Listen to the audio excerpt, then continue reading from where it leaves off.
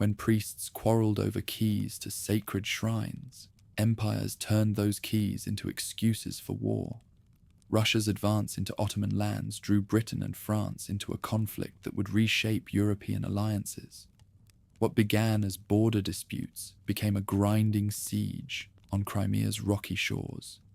At Sevastopol, armies endured brutal winters in frozen trenches, fought through fog at Inkerman, and watched cavalry charge into death at Balaclava. The siege consumed thousands, not through glorious battle, but through disease, cold, and relentless attrition.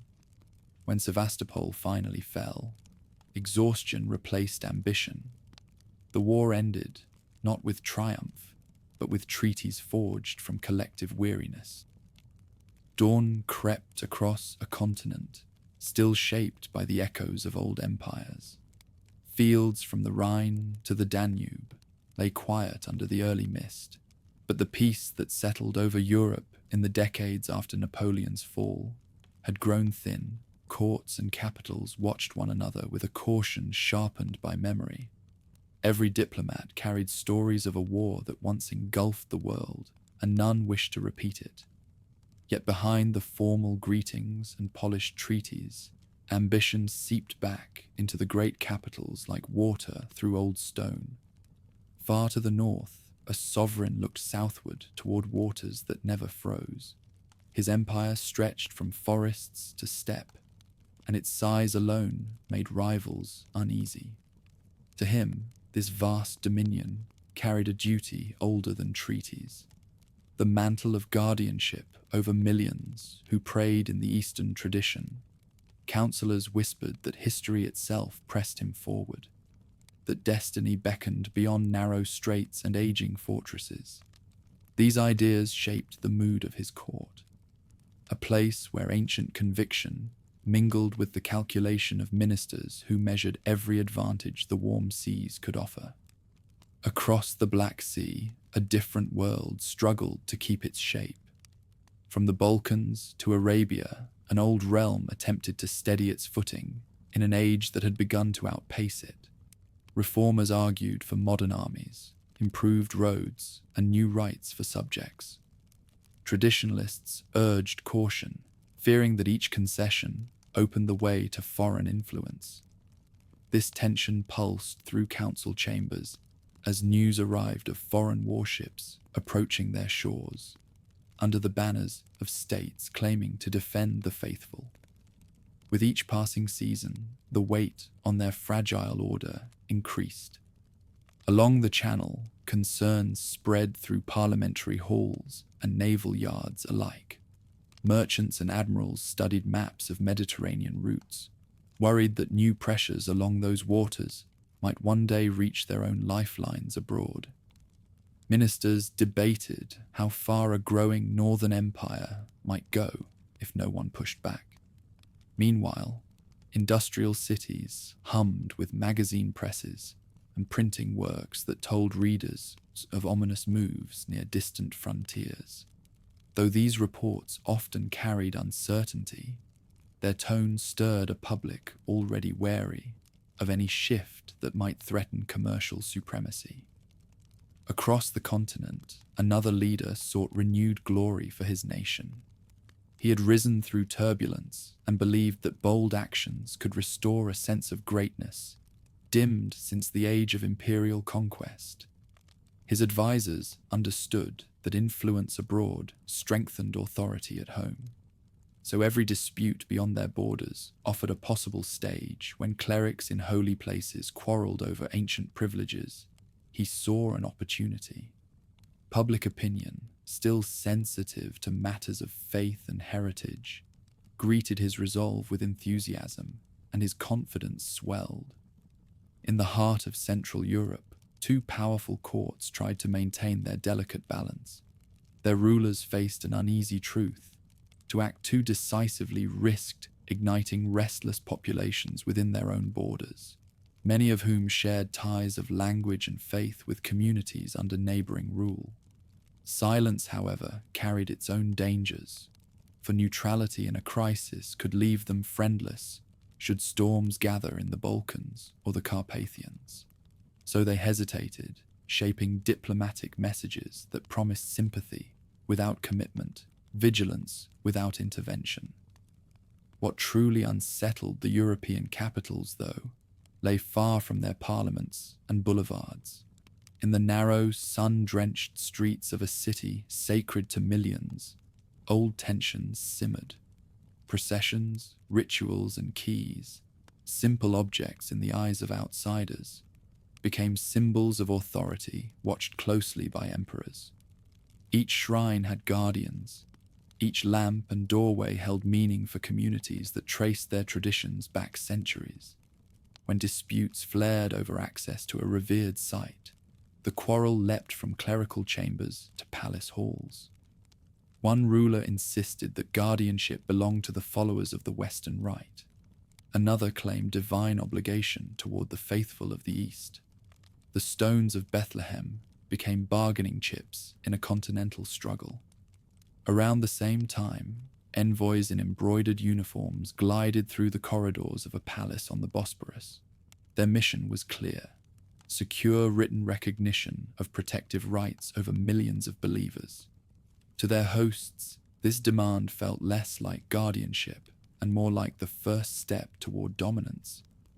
Tension rose in the conversations behind gilded doors. When words failed, one envoy prepared to depart, leaving warnings in his wake. Not long after, warships anchored offshore signaled that patience was fading across Europe. Inside the imperial capital, ministers found themselves divided. Some argued that compromise might maintain peace for a while longer.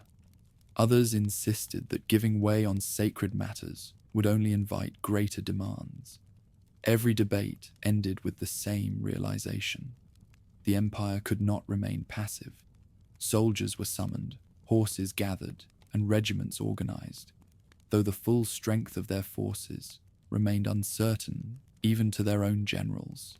Each preparation sent ripples beyond their borders, and rivals studied these movements carefully. While this internal struggle unfolded, news spread of northern battalions crossing into principalities along the lower Danube. These provinces, technically under local princes but tied to the old empire on the Bosporus, formed a strategic barrier. Their occupation sent a tremor through the diplomatic world. In coastal taverns and London clubs, conversations turned quickly from curiosity to alarm. Newspapers spoke of ancient rivalries revived and religious duty invoked as justification for expansion. Some articles portrayed the advancing army as liberators of Christian kin. Others warned of a movement that threatened to disturb not only borders but the entire balance of Europe. Within palaces, advisors attempted to read the meaning behind each maneuver. Was the march into these territories a bluff, a negotiating tactic, or the opening step of a campaign meant to shatter the old order in the Balkans? Messages flew between capitals by courier and telegraph. Envoys urged caution, even as they admitted the stakes were rising. For all the civilized language of their dispatches, the fear was simple. If one empire succeeded in redrawing the map around the Black Sea, others would be forced to follow or risk irrelevance. As fields along the Danube filled with tents and watchfires, communities in the surrounding towns braced for new hardships. Local peasants heard conflicting stories. Some whispered that northern troops had come to defend them. Others insisted that war would soon scorch their land. Merchants worried that armies would requisition grain and livestock. Priests debated theological points that had suddenly become matters of state. Some held out hope for deliverance, while others recognized that the arrival of soldiers seldom brought salvation. Even as tensions mounted, not every power leapt toward war. In Vienna, ministers sought to guide events without joining the conflict outright. They feared that fighting alongside either side might fracture their multi-ethnic realm, where Slavic, Germanic, Magyar, and Latin communities all lived under one crown. Still, the sight of foreign troops in the Balkans stirred old anxieties. Mobilization notices spread through provincial capitals, rail depots filled with reservists. Though these forces remained poised rather than deployed, their presence radiated pressure across the region. Meanwhile, Britain faced its own cross-currents. Admirals pressed for a firm stance, pointing toward maps that showed how control of certain straits might affect passage to Asia. Politicians argued over cost, necessity, and principle. In taverns and drawing rooms, citizens read stirring phrases in daily papers, portraying the Northern Empire as a looming menace. Public opinion began to shift, making neutrality a harder stance to defend. Some leaders saw this change as an opportunity to assert global authority. Others feared it was driving them toward a conflict with unpredictable consequences. France watched all of this with a different eye. Prestige, influence, and a desire to reclaim a place at the center of continental affairs shaped its decisions. To many in Paris, the dispute over holy sites offered a perfect stage to demonstrate vigor. Popular enthusiasm grew as crowds read dispatches describing an assertive national role in protecting sacred traditions. For the ruler who sought legitimacy through spectacle and achievement, each step toward involvement seemed both natural and necessary. By late spring, the tension had reached a point of no return. Negotiators tried one last time to craft a compromise, but mistrust now outweighed diplomacy. The occupation of the Danubian provinces remained a potent symbol of defiance. Religious claims, territorial fears, and national pride tangled into a web that no envoy could unravel.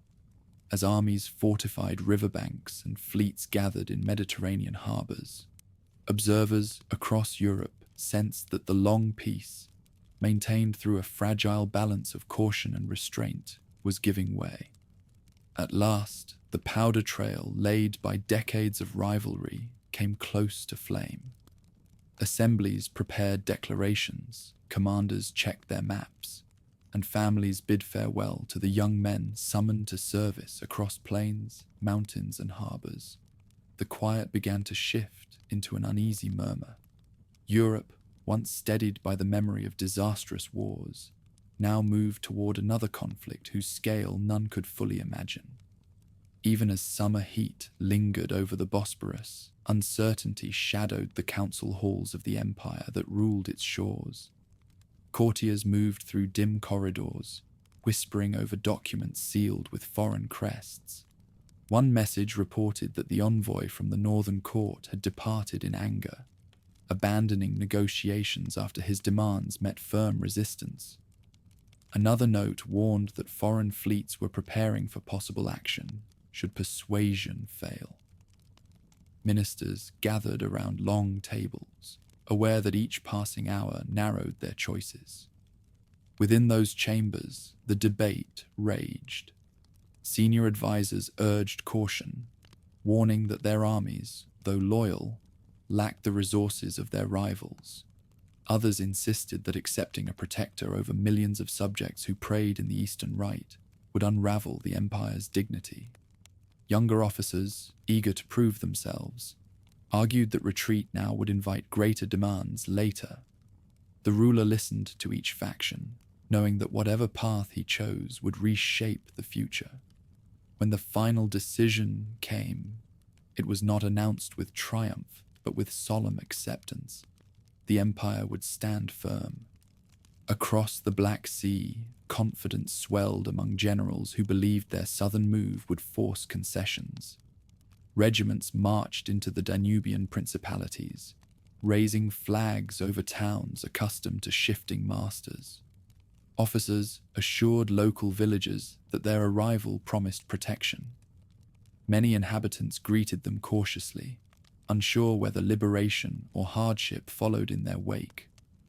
Farms near the frontier lost grain and livestock to competing requisitions, a reminder that armies marching in the name of peace often carried war in their shadows. This occupation stirred shock far beyond the Danube. In Paris, political salons buzzed with excitement and outrage. In London, newspapers splashed dramatic headlines across their first pages. Though the details varied, most accounts agreed on one point. The old balance of power was under threat. Crowds gathered at docks and train stations, hoping for glimpses of officers returning from diplomatic posts, eager to hear their stories firsthand. Every rumor fed a growing belief that the continent was sliding toward calamity. Inside the French imperial palace, advisors recognized that public mood offered their leader an opportunity. For months, he had insisted that the religious dispute in the holy places demanded a strong response. Now, with new reports arriving daily about movements along the Danube, he felt the moment ripened. He ordered fleets prepared and sent messages of solidarity to Constantinople, framing his actions as defense of ancient rights behind the scenes. Many understood that the crisis allowed France to regain stature lost in earlier decades. Across the Channel, similar conversations unfolded in the smoky chambers of Parliament. Naval captains returned from the Mediterranean with stories of rising tension.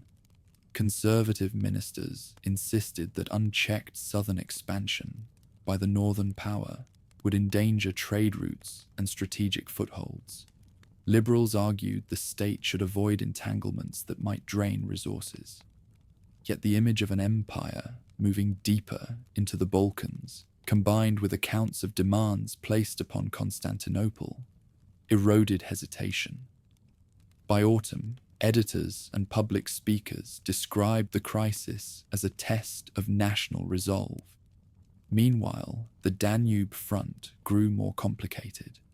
Local rulers, who nominally governed the principalities, found themselves trapped between great powers.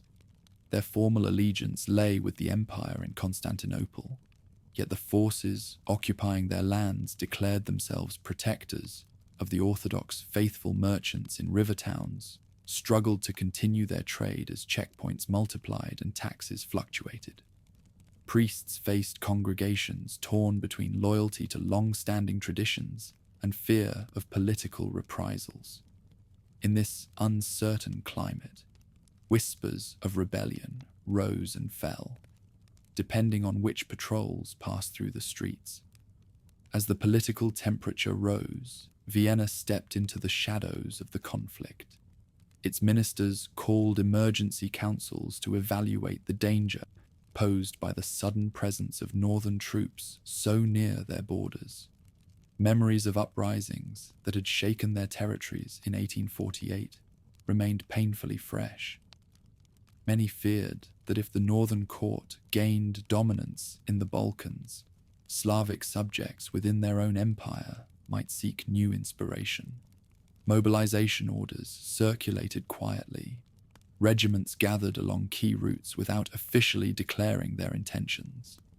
Diplomats sent warnings to both sides, hoping that words alone might diffuse the situation. In the imperial capital by the Bosporus, the arrival of foreign envoys did little to ease tensions. These representatives brought assurances of support, but also subtle reminders of what their governments expected in return. Some demanded reforms. Others requested increased influence over certain provinces. The ruler of the city listened carefully, balancing desperation for allies against the risk of surrendering autonomy. Each visitor left with polite reassurances, though no one doubted the strain behind the courteous masks. When a message from the northern emperor reached Constantinople, carrying thinly veiled threats of broken relations, the final threads of diplomacy frayed. That note spoke of sacred duty and the protection of millions of believers, framing the empire's refusal as an affront to faith. Council members who had earlier urged compromise now found themselves isolated military commanders, sensing their moment pressed for action. They insisted that their forces, though imperfect, could withstand early clashes until aid from abroad arrived. preparations began with haste. Messengers raced across Anatolia, summoning provincial regiments. Workshops in coastal towns worked to repair artillery long left idle. Even as these actions unfolded, uncertainty gnawed at the leadership. They knew their enemy possessed one of the largest armies on Earth, though much of it was tied down by distance, climate, and logistical strain. They hoped those disadvantages would buy precious time. Across the sea, confidence shifted into impatience. Northern commanders believed that occupying the principalities would soon bring negotiations to a favorable conclusion. But as weeks passed and no surrender came, their interpretation changed. Some viewed the Ottoman preparations as a bluff. Others warned that French and British encouragement might embolden the Sultan's court. The longer their regiments remained in foreign provinces, the more their presence appeared not as leverage, but as provocation. When the final declaration came from Constantinople, it reached European capitals like a crack of thunder. The empire had formally announced war bells tolled. Crowds surged through streets, and newspapers rushed special editions into circulation. In Paris, cheers echoed through boulevards as citizens proclaimed their commitment to defending the rights of Catholic communities in the Holy Land. In London, somber commentary mixed with patriotic fervor as the public weighed the cost of distant conflict.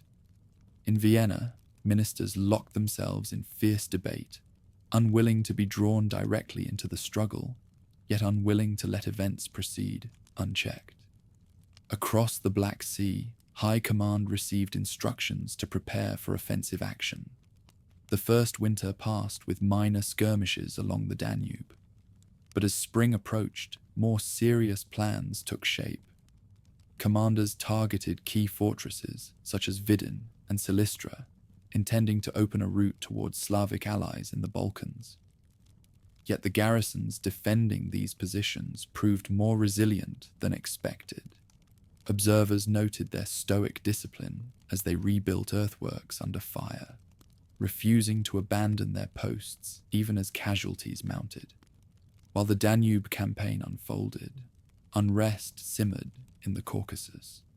There, tribal confederations and mountain communities attempted to seize the moment, hoping that the broader war might weaken Russian control. Some achieved temporary successes, but the vast distances and limited resources prevented widespread uprisings. Russian officers, familiar with the region's harsh terrain, countered with determination. These engagements, though smaller than the battles along the Danube, drained men and supplies that commanders would later miss. In coastal capitals, the declaration of war triggered swift naval preparations. British yards worked through cold nights to ready ships capable of confronting the formidable Black Sea fleet, stationed in southern harbours. French dock workers hauled crates of ammunition onto vessels bound for the Mediterranean. Across Europe, families watched loved ones board trains and ships with anxious pride. Many believed the war would be quick. Few imagined how long the struggle would last or how deeply it would scar the continent. By early spring, the coalition forming behind Constantinople grew stronger. French and British diplomats sent firm warnings to the Northern Emperor, demanding withdrawal from the principalities. These ultimatums carried significant weight. In addition to military might, the moral force of two major powers acting in concert placed immense pressure on the occupiers. In the northern capital, advisors argued fiercely over whether to stand firm or retreat. Some urged defiance, claiming that backing down would shatter prestige. Others warned that defying both Western powers risked disaster. Ultimately, the presence of Austrian forces massed near the Carpathians tipped the scale. Though Vienna had not declared war, its mobilization sent a clear message. If the conflict engulfed the Balkans, the Habsburg realm might be drawn in to prevent any shift that could threaten its own survival. Facing the possibility of fighting three powers at once, the Northern Emperor reluctantly ordered a withdrawal from Moldavia, and Wallachia troops marched back across the Pruth River, leaving behind uncertain populations who had hoped for protection or feared retaliation. This retreat produced confusion throughout Europe. Some interpreted it as a sensible step toward peace. Others believed it signaled temporary hesitation before a larger confrontation. Meanwhile, French and British planners saw the moment as proof that combined pressure could restrain their rival. Emboldened, they moved warships deeper into the eastern Mediterranean and prepared for more decisive involvement. In Constantinople, leaders welcomed the withdrawal, but refused to relax. They still faced an adversary with vast manpower and resources, and they suspected that the Northern Army would regroup for another offensive. They also understood that the principalities remained vulnerable. Any lapse in attention could invite new incursions. So they continued to fortify river positions and mobilize reserves. Summer brought little clarity. The Danube frontier remained tense but quiet. Forces on both sides waited for instructions, weary from endless drills and rumors. Meanwhile, political developments abroad accelerated. In London, the cabinet debated whether to send troops to support the Ottomans directly across France. Grand speeches championed intervention as a matter of honor and justice. The press amplified every movement near the front, turning distant affairs into household conversation. By August, Allied fleets arrived in greater numbers. Their presence alone changed the strategic picture. Coastal communities along the Black Sea scanned the horizon, unsure whether the arrival of these foreign vessels promised safety or upheaval. Some welcomed the sight of powerful warships. Others worried that bombardments or landings might follow. As autumn approached, the final steps toward open conflict unfolded. Diplomats met for frantic discussions, but found no remaining room for compromise. None of the powers wished to retreat from positions they had so publicly defended. The Danube fortresses, the holy places, and the rights of Christian subjects had become symbols tied to national honor. With such stakes, negotiation became all but impossible. When Britain and France declared war, they framed their decision as an obligation to preserve order and protect the Ottoman realm. Celebrations erupted in their capitals, but many citizens also braced for the realities to come. Troop transports filled harbors, regiments assembled, and fleets set sail toward unfamiliar shores. Thus, the conflict that began with disputes over keys and lamp oils in ancient shrines expanded into a continental crisis. Far from the stone alleys of Bethlehem where priests quarreled, Europe now prepared for a war that would reach across mountains, seas, and steppe. The long peace forged after Napoleon had cracked. What followed would test not only the armies that marched toward Crimea, but the very foundations of the order that had held Europe together for decades. The storm had finally broken, and once declarations rang out across Europe, the first movements toward open battle followed with unnerving speed. Fleets that had long lingered in the eastern Mediterranean raised anchor, their hulls groaning as they cut through darkening swells. Soldiers aboard these ships stared toward distant shores, uncertain what waited for them beyond the horizon. But while these armadas gathered strength, the earliest sparks of the conflict ignited not at sea, but along the river that divided empires.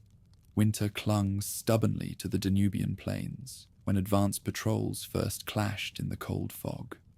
On both sides, officers expected only brief exchanges, tests of readiness rather than decisive action. Yet each shot carried symbolic weight. The armies facing one another understood that the quiet months of maneuvering and negotiation had ended.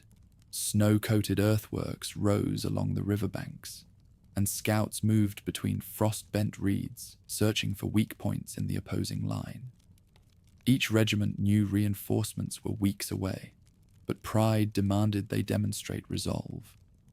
By early March of 1853, the Empire on the Bosporus pressed its claim with certainty, unwilling to retreat after so much preparation. Orders travelled down the chain of command, instructing units to cross the river where possible and probe positions held by northern forces. The initial engagements were tentative. Riflemen traded fire from behind low walls. Artillery batteries exchanged scattered salvos, and mounted detachments tested flanks with quick advances before pulling back. Though casualties remained light, the tension inside every camp swelled with each hour. The army advancing from the north had expected an easier start. Commanders believed their opponents would crumble under the weight of superior numbers and long-standing weaknesses. When the first Ottoman counterattacks pushed back several companies, these officers reassessed their assumptions. Reports flowing into headquarters described well-built redoubts and fresh ranks of infantry who fought with a determination not seen in earlier wars. Strategists realized the campaign would require more than intimidation. It demanded persistent operational pressure. As the riverbanks turned muddy with spring thaw, planning on both sides grew more ambitious. The Northern High Command, hoping to secure momentum, while allies of the Ottoman court were still mobilizing, ordered concentrated pressure on strategic crossings that led toward the Balkans. They believed that by capturing key fortresses along the Danube, they could disrupt communications between Constantinople and its European provinces. More importantly, taking such positions would give them control of the routes that led toward the heart of the peninsula. While these preparations unfolded, life in the river towns underwent a rapid transformation. Inhabitants of Silistra, Vidin, and nearby settlements watched columns of troops march through their streets carrying crates of ammunition and supplies. Children followed the soldiers, fascinated by their uniforms, while merchants attempted to keep shops open despite unpredictable curfews. Women filled wells and ovens late into the night, understanding that once heavy shelling began, their neighborhoods could be cut off from the rest of the town. Meanwhile, the ruling court in Constantinople received messages from its commanders describing both promise and peril. They celebrated the spirited defense of their fortifications, yet warned of mounting strain. The empire's troops had fought well so far, but they faced an adversary with deeper reserves and shorter supply lines. These realities pushed leaders to appeal more urgently to allies abroad. Britain and France had already declared support. Now the Ottoman ministers urged them to act. Support arrived swiftly at sea. The first Allied squadrons steamed toward the Black Sea, crossing narrow straits where local fishermen gazed in awe at the massive silhouettes passing by. Each vessel bore the weight of industrial might, iron-reinforced hulls, precision artillery, and stores of equipment designed to sustain long voyages. Even before these ships reached their final destinations, their presence shifted calculations at every command table. The Northern Fleet could no longer assume dominance of the Black Sea. It now faced technologically advanced opponents with powerful naval traditions. On land, however, the Ottomans continued to shoulder the early burden. When the Northern Command launched a renewed offensive along the Danube, the defenders met them with unexpected ferocity. At one stretch of the river, heavy rains had swollen the waters, forcing attackers to seek crossings farther east.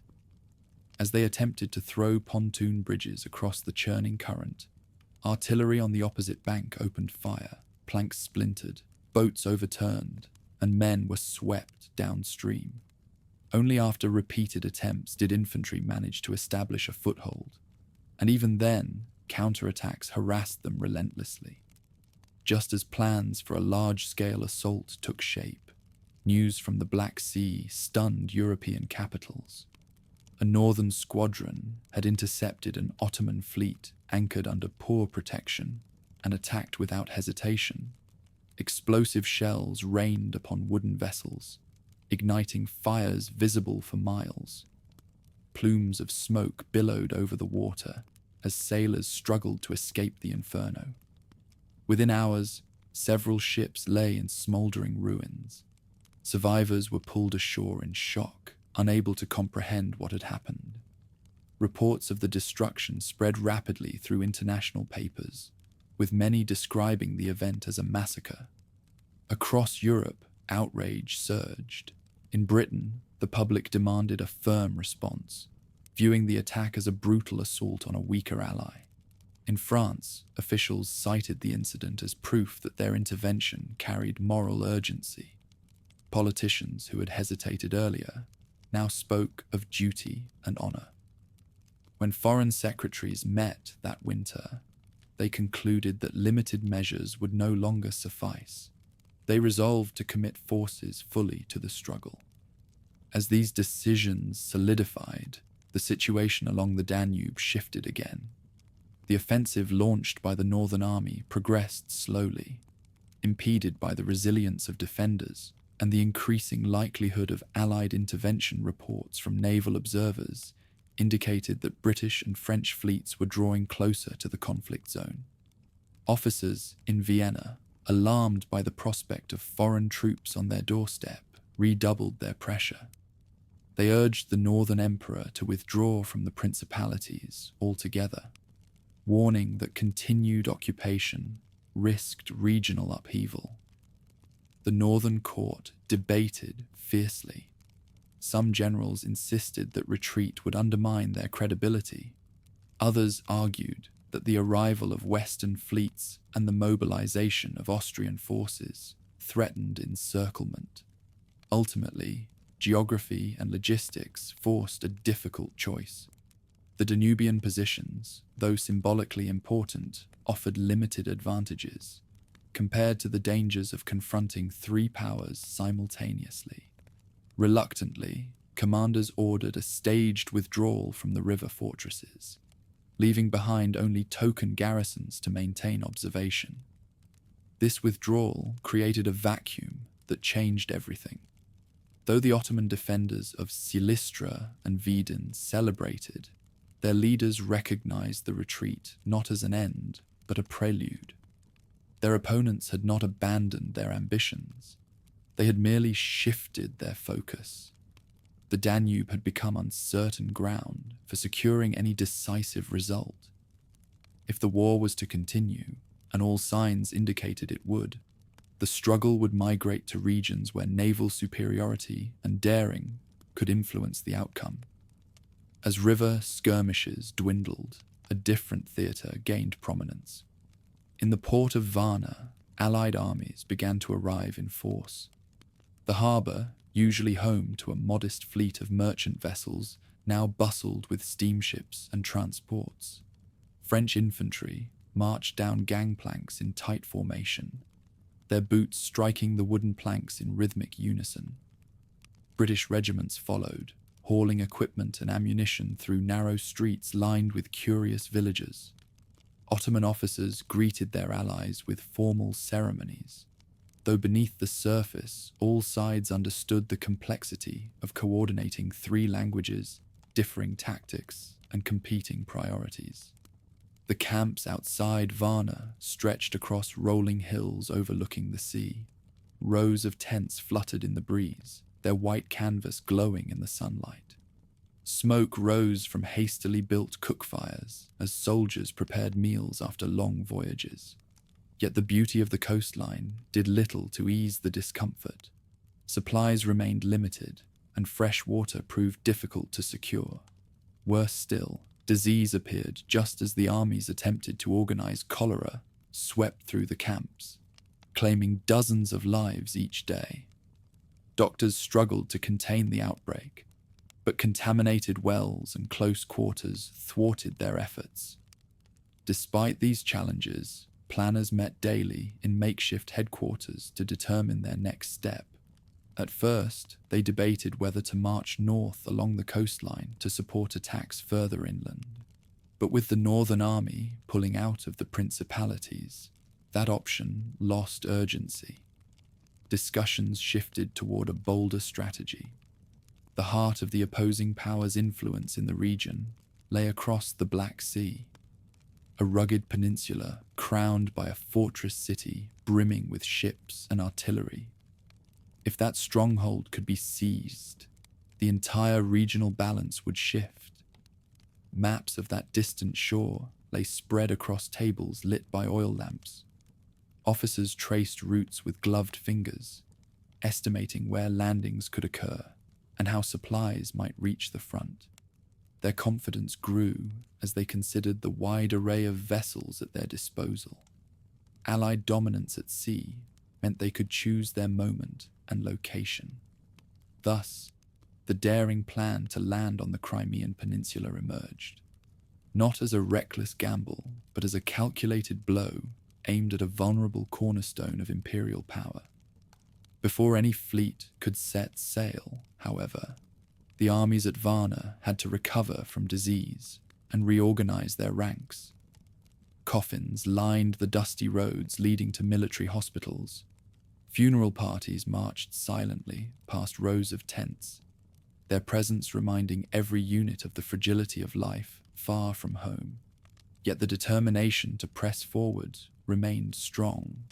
Officers trained their men rigorously in amphibious exercises, familiarizing them with the movements they would soon execute on hostile shores.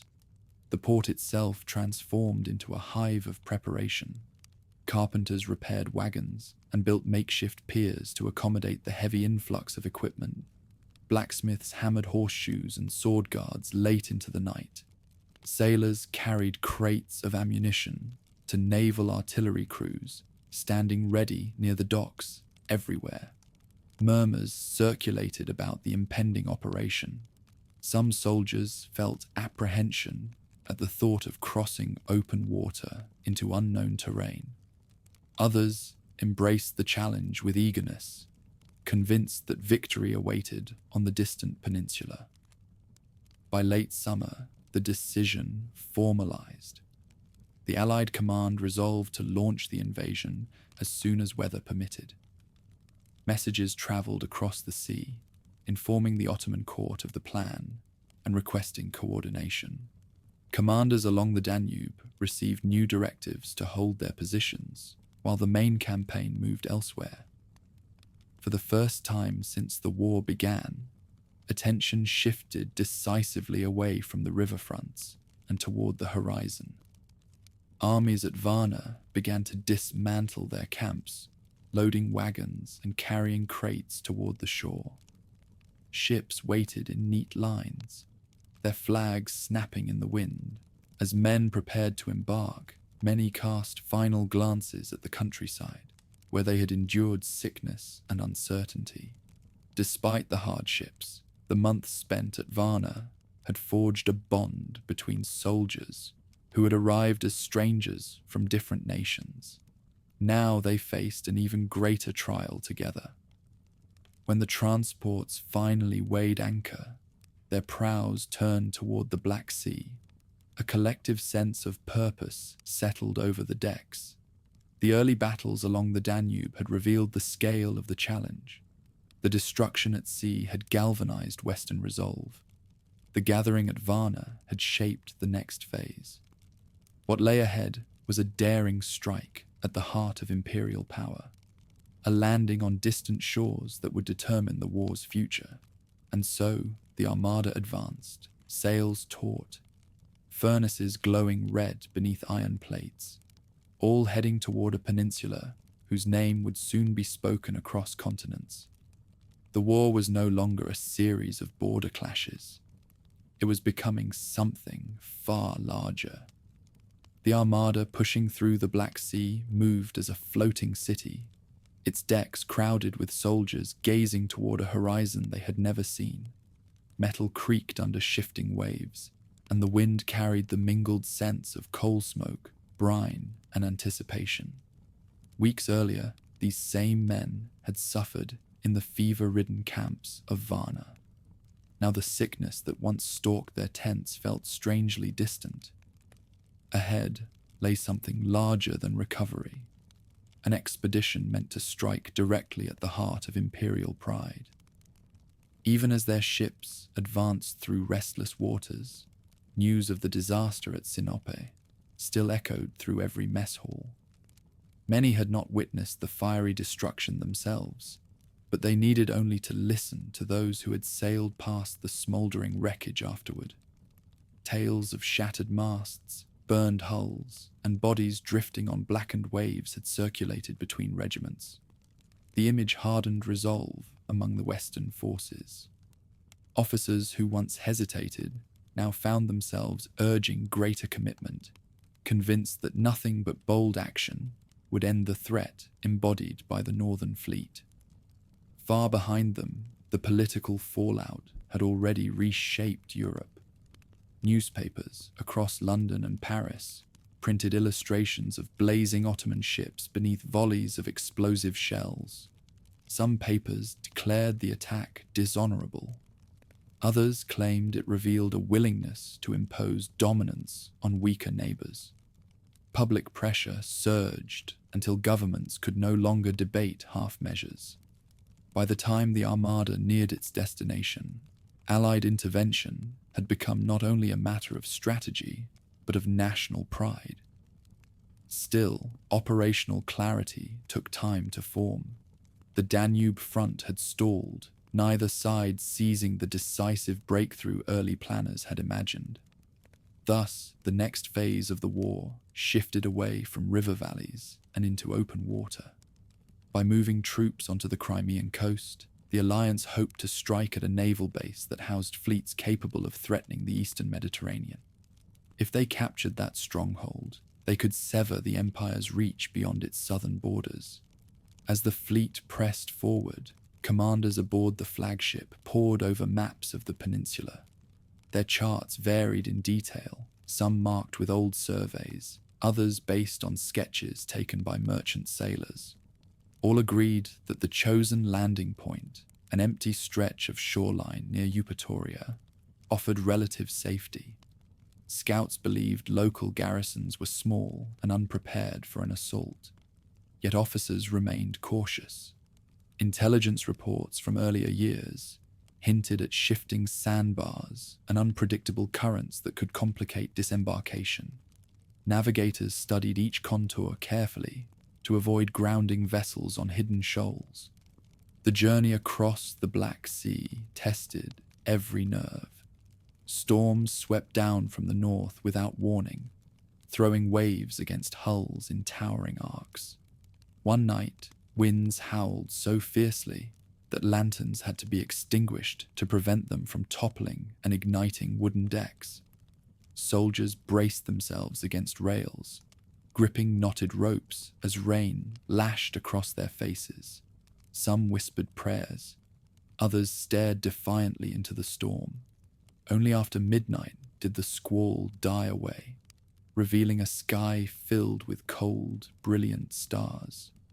The movement of constellations guided navigators as the Armada resumed formation. While the fleet battled nature, inland forces along the Danube felt the conflict shifting away from their trenches.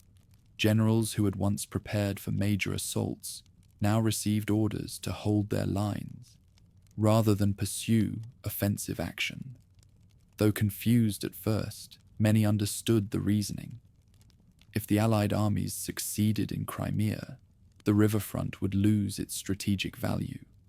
Russian withdrawal from the principalities confirmed this perspective. Local populations, uncertain which banners would fly next, watched from a distance as troops dismantled camps and withdrew in long, somber columns. In a remarkable twist, oversight of the principalities temporarily fell to Vienna.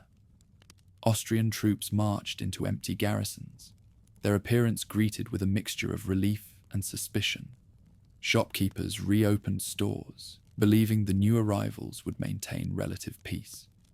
Farmers brought goods into marketplaces, though they set aside a portion of their harvest as a precaution. knowing that occupying soldiers often required more than polite welcome. Even as they restored order, Austrian commanders sent coded warnings to both sides, reminding them that any renewed struggle in the region risked drawing the Habsburg realm deeper into the conflict. Back aboard the Allied transports, anticipation mounted when a faint line of coastline appeared at dawn. Within hours, that distant shadow resolved into rolling plains and rocky headlands. Officers shouted orders in French, Ottoman Turkish, and English, guiding soldiers toward their designated stations. Stoic sailors maneuvered ships into parallel lines, ready to lower boats at the signal. The air vibrated with tension as troops tightened straps on haversacks and checked their rifles. The operation ahead required precision. Any misstep during landing could expose the force to devastating fire. Yet the expected resistance never materialized. As boats pushed toward shore, scouts observed only scattered groups of local villagers and a handful of mounted patrols riding along the distant hills. Many of the inhabitants were Crimean Tatars, who had little loyalty to the empire ruling from St. Petersburg, and even less desire to confront a massive invasion fleet. Resistance, if attempted, would have been futile. The landing proceeded smoothly, with soldiers jumping into shallow surf and planting standards in the wet sand. Men cheered as the first contingent formed ranks without interruption. As more troops climbed ashore, a logistical struggle began. The coastline lacked natural harbors, forcing units to improvise. Planks were hauled from boats to construct makeshift piers. Crates of ammunition and sacks of flour were carried ashore in long lines as waves crashed at their knees. Horses, terrified by the motion of rowboats, had to be blindfolded before handlers coaxed them into the water to swim the final distance. Still, by evening, the majority of the Allied force stood secure on the peninsula, looking inland toward a seemingly endless expanse of open ground. That night, campfires flickered beneath a sky bright with unfamiliar stars. The quiet did not mask the fragile reality of their position. Though the landing had succeeded, the siege of the fortress city ahead promised a far more grueling ordeal. No one doubted the determination of the defenders. Stories had already spread about the city's fortifications. Vast stone bastions, networks of trenches, and artillery lines positioned with masterful precision. To reach that city, the Allies would first need to cross rivers, ravines, and ridges, all while transporting artillery and supplies across rough terrain. While the Allies established their presence on the peninsula, turmoil rippled through the Russian command structure. The surprise landing forced officers to re-evaluate their plans. They had anticipated a renewed Danube campaign, or perhaps limited coastal raids, but not a full-scale invasion striking directly at their naval stronghold. Couriers galloped across dusty roads to gather reinforcements. Local garrisons received urgent orders to muster volunteers, militia, and irregulars to bolster defensive lines. For the first time since the war began, commanders sensed they might lose the strategic initiative. In Sevastopol, tension grew palpable. The city that served as the empire's primary southern harbor now faced an unprecedented threat. Workshops hammered late into the night to repair cannons and produce ammunition. Civilians volunteered to dig earthworks alongside soldiers, forming hastily built barricades and trenches along vulnerable approaches. Engineers studied the terrain, selecting vantage points from which sharpshooters could delay the enemy advance. Rumor spread that the Allies intended not merely to blockade, but to take the city by storm. The first major clash came only days after the landing. As the Allied column advanced inland, scouts spotted dust clouds on the horizon.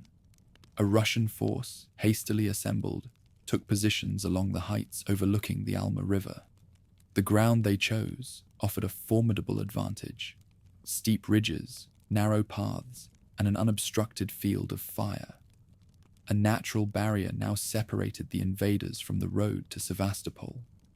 Officers on both sides understood that this would be the first true test of the campaign. At dawn, Allied battalions assembled along the riverbank. The water, though shallow, glimmered like polished steel in the early light. Soldiers crouched behind scrubby bushes and low embankments, waiting for the order to advance. Artillery thundered across the valley, with each explosion sending flocks of birds into panicked flight. The French moved first, attempting to scale the heights under a curtain of fire. Their distinctive uniforms marked bright streaks across the rugged slope. Shouts and rifle cracks echoed through the air as enemy skirmishers contested every inch. While the French pushed on one flank, British units prepared to cross the river more centrally. Officers waved their sabres, urging their men forward. The water slowed progress more than expected.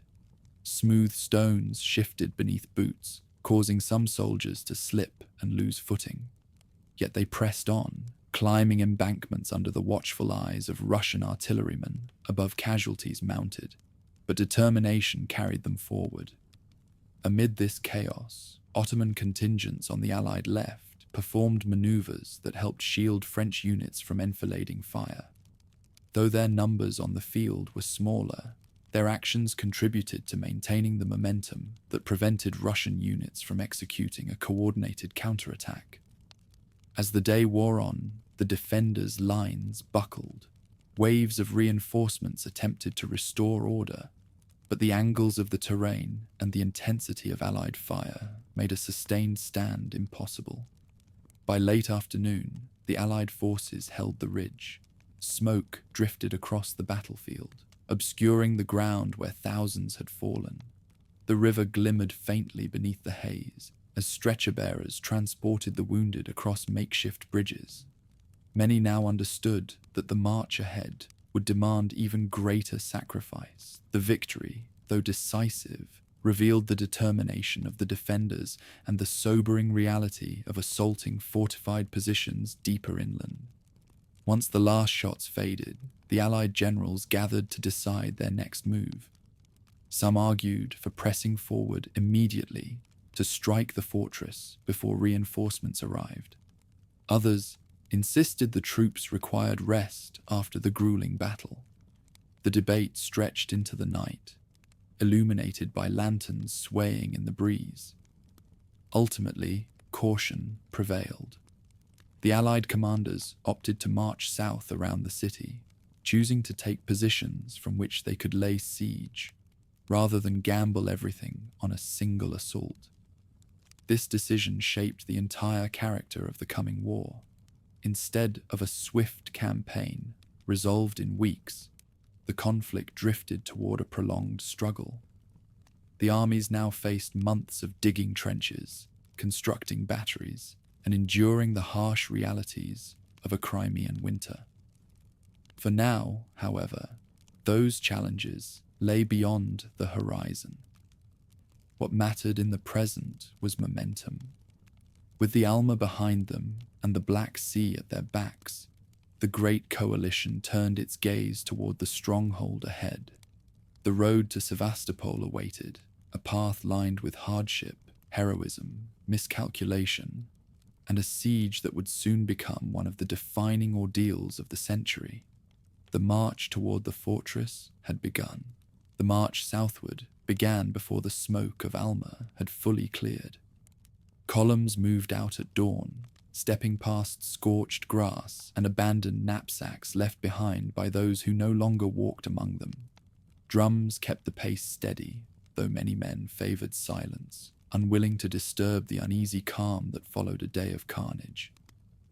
Above them, gulls wheeled in the bright morning air, indifferent to the suffering left in their wake. Ahead stretched a coastline of cliffs and rolling ridges, the path that would lead them towards Sevastopol. Each regiment advanced along narrow tracks carved by ox carts and shepherds, long before war transformed the peninsula. Dust rose around the feet of thousands, coating boots and uniforms in a grey film that clung stubbornly to skin and fabric. The heat of late September pressed heavily upon them, though occasional breezes from the sea brought brief relief. Officers rode along the flanks checking the alignment of companies, while interpreters attempted to communicate with local guides who spoke of ravines, wells, and hidden copses of trees where scouts might encounter enemy pickets. As the army pressed deeper inland, the landscape changed. Sparse coastline gave way to rolling farmland dotted with vineyards. Though many fields now lay abandoned, Crimean Tatar villages stood quiet, their inhabitants watching cautiously from behind walls or from the edges of orchards. Some approached the column, offering fruit or small casks of water. Others withdrew into the hills, fearful of both the invaders and the empire that ruled them. The alliance could not linger to reassure or punish. Every hour mattered. The stronghold still lay far ahead. Among the troops, conversation flowed in dozens of dialects. French zouaves joked with British fusiliers over tin cups of tepid water. Ottoman officers, mounted on wiry horses, spoke softly with scouts who traced enemy movements across the southern ridges. Sardinian observers rode alongside higher-ranking commanders, learning the terrain and taking notes for the day their own regiments might join the fighting. Though backgrounds differed, the hardships of the campaign bound them gradually into a single force, moving toward a common purpose. Progress slowed when the vanguard encountered a series of streams winding across their path. These waters, swollen by recent rains, cut through the land in steep banks that forced engineers to construct makeshift bridges. Logs were dragged from distant groves, bound with ropes, and pushed into the muddy earth to form crossing points. The delays frustrated many officers, but they also provided moments of rest. Soldiers leaned against their packs, grateful for a brief pause in the march, while cavalry horses drank eagerly from the cool shallows. News from ahead came intermittently. Scouts reported enemy detachments withdrawing towards Sevastopol, abandoning outposts rather than risking another pitched battle so soon after Alma. The retreat was measured, not panicked. Commanders recognized they could not defend the open hills, and instead concentrated on strengthening the city's southern defenses. Every withdrawal left new earthworks behind, some prepared only in haste, others meticulously shaped by experienced engineers. Occasionally, the Allies found trenches so recently abandoned that embers still glowed in fire pits. As the main body advanced, the sea remained their companion. At times, the cliffs dropped sharply toward the surf, revealing narrow coves where waves crashed against jagged rocks. At other points, gentle slopes led down to beaches scattered with driftwood.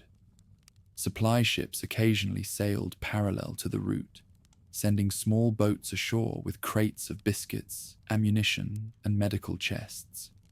These moments lifted spirits. The men understood that their survival depended on the ability of the fleet to keep pace. Robust as the force looked from afar, illness continued to stalk the ranks. Cholera had not vanished with the camps of Varna. It lurked wherever water grew stagnant or wells had been contaminated by fleeing villagers.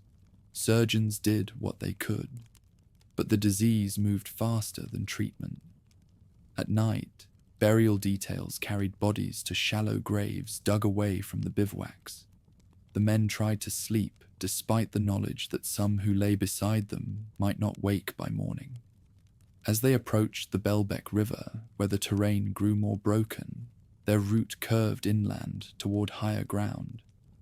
Here the scenery shifted again.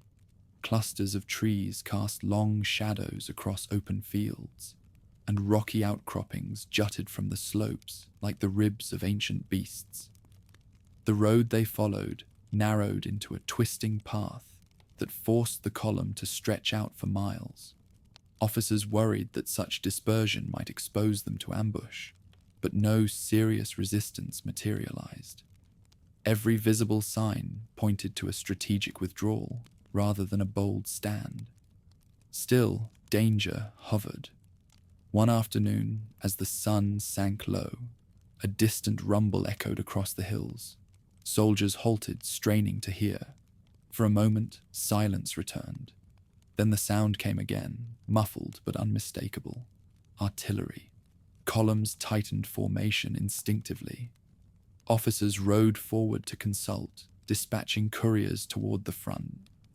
When word returned, a sigh of relief followed. The thunder belonged not to the enemy, but to the Allied fleet, bombarding coastal batteries some miles away. The guns of the sea were clearing obstacles ahead. By early October, the army crested a ridge and saw for the first time the faint outlines of Sevastopol in the distance. Smoke rose from chimneys and workshops within its walls. Ships rested in the harbour like shadows against the water. The sight held every eye. Some men felt awe, others felt dread. The great fortress was renowned not only for its walls, but for the discipline of the soldiers stationed there. Taking it by assault seemed impossible. Yet turning back now was unimaginable. The immediate challenge lay not in attacking the city, but in choosing how to approach it. Ahead, the northern defences appeared formidable. Thick stone bastions reinforced with fresh earthworks. Naval guns overlooked the harbour, ready to sweep any direct advance. To the south, however, the land sloped gently toward the outskirts and lacked major fortifications. It was here the Allied commanders decided to strike.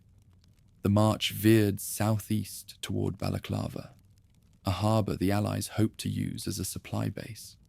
The road dipped into valleys and climbed out again, passing fields where herds of cattle once grazed.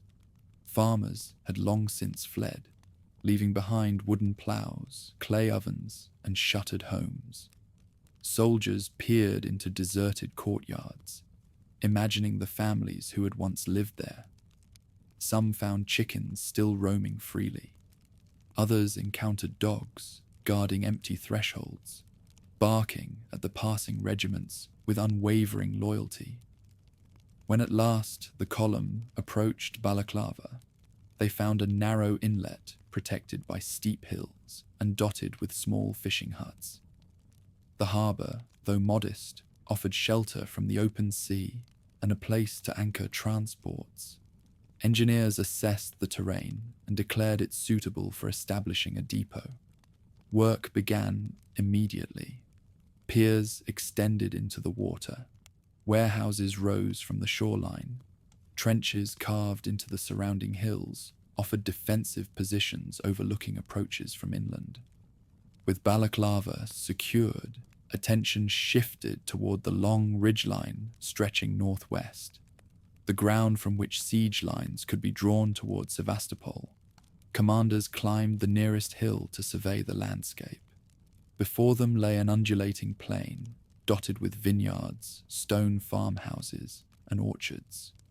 Beyond these, darker shapes marked the positions where Russian engineers labored day and night, building new fortifications that linked the city to the surrounding hills. Smoke from their forges drifted upward in twisted plumes. The southern slope leading toward the city revealed the scale of the task ahead. Artillery needed to be hauled up steep inclines. Trenches had to be dug across unforgiving soil. Supply lines required protection from roaming cavalry. Yet the commanders agreed that if they could establish their siege lines here, they could gradually tighten their grip on the city.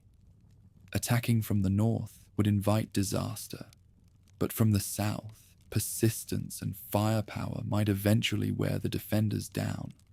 Thus began the last stage of their approach. Regiments moved to their designated positions. Shovels broke ground as earthworks took shape. Wagons rattled over uneven paths. delivering powder, shot, and building materials. Tents appeared along ridges, forming temporary settlements where soldiers prepared for the long ordeal ahead. At night, lanterns glowed like stars scattered across the hills. Despite the urgency, the army had not left all dangers behind. Russian patrols probed their flanks, testing the new positions. Occasional shots rang out in the darkness as pickets challenged approaching figures. Each moment reminded the Allies that the defenders watched every movement from the city's ramparts. Still, the march had achieved its purpose. The Great Coalition had reached the doorstep of the Empire's most prized port. The path from Alma to Balaclava had been marked by heat, dust, illness, and exhaustion. Yet it also carried the momentum of victory. Spirits lifted, if only cautiously. Behind them stood the sea, their lifeline. Ahead lay the first trenches of a siege that would soon consume their strength. No one yet grasped how long the struggle would last, nor how many would fall before the end. But as the Allied lines tightened and the sound of picks and shovels echoed across the hills, all understood that the next phase had begun. The road that had carried them across fields and rivers now ended at the gates of a fortress whose defenders had no intention of yielding. The siege was about to open, and the world would soon hold its breath. Night settled over the hills above Balaclava, with a quiet that felt unnatural after weeks of marching. The glow of campfires dotted the slopes, their flickering light revealing silhouettes bent over shovels and pickaxes. Fresh trenches took shape where only days earlier grapevines and grazing animals had stood. Every clang of metal on rock echoed toward the distant walls of Sevastopol, where watchmen could see the enemy reshaping the land, one stroke at a time. The siege had not formally begun, yet the first outlines of it were already etched into the earth. At dawn, officers rode the ridgeline to survey their progress. From that height, the Allied camps unfurled like an immense tapestry. Rows of tents lined the shallow valleys, broken by artillery parks and supply depots. Beyond the camps lay the winding road they had followed south, now a ribbon of churned dust leading back toward the shore. Closer still, the hills bristled with earthworks, breastworks built from stones pulled by hand, timber frames hammered together through the night, trenches deep enough to shield riflemen. It was a sprawling effort, improvised, yet determined. But even as preparations took shape, disagreement stirred among the commanders. Some urged an immediate assault on the city before its defenders could fortify their positions further. They argued that the Russians, shaken by their defeat at Alma, would not withstand a swift and daring strike. Others countered that the city's northern bastions, connected by rugged terrain, made a frontal attack reckless. The southern side, though weaker, still required careful preparation and heavier artillery than the Allies currently possessed. A premature assault, they warned, might end in slaughter. The debate unfolded in tents lit by lanterns that cast wavering shadows across maps. Voices rose, fell, and clashed again. Each proposal carried risks, and each commander understood the cost of choosing wrongly. After hours of argument, the coalition settled on caution. They would circle the city, entrench along the heights, and conduct a formal siege, rather than gamble the entire campaign on a single storming of the defenses. The decision shaped the rest of the war, though no one yet grasped it. Once the order spread through the ranks, the direction of movement shifted. Instead of marching directly upon Sevastopol, the army angled southwest, keeping the sea on its right flank. Columns wound through ravines and narrow passes, pushing ever closer to the southern approaches. From above, the terrain resembled a broken fan, ridges radiating outward, each one overlooked by higher ground beyond it. To hold even one of these ridges offered advantage. To hold them all demanded relentless labor. The southern march was punishing. Supplies had grown heavy on the wagons since the landing, and the roads deteriorated by the day. Drivers cursed as wheels sank into ruts or broke against stones. Teams of horses strained to pull the loads uphill. Foot soldiers hacked at thorny shrubs to widen the path, clearing space for artillery teams that struggled to maneuver their guns along precarious slopes. Every few hours, the column halted to drag a cannon free from a ditch or repair a snapped axle. Local inhabitants watched the spectacle with mixed emotions. Some Crimean Tatars offered assistance, guiding scouts through terrain they knew intimately. Others kept their distance, wary of drawing attention from either side. Their villages, already ravaged by earlier requisitions, trembled between two forces that neither protected nor wholly trusted them. Stories later spread of families fleeing into distant hills, taking only what they could carry, uncertain which army posed the greater danger. After several days of grinding progress, the first reconnaissance parties reached vantage points overlooking the southern defenses. From the ridgeline, the city revealed itself more clearly than it had from the distant heights near Alma. The harbour curved inland like an iron hook, packed with ships whose masts resembled skeletal forests against the morning sky. Smoke spiraled from foundries where blacksmiths hammered metal into shape. Cannon muzzles jutted from bastions, their dark mouths surveying the approaches like silent sentinels. Engineers below scurried between trenches, organizing laborers who hauled baskets of earth to strengthen the ramparts.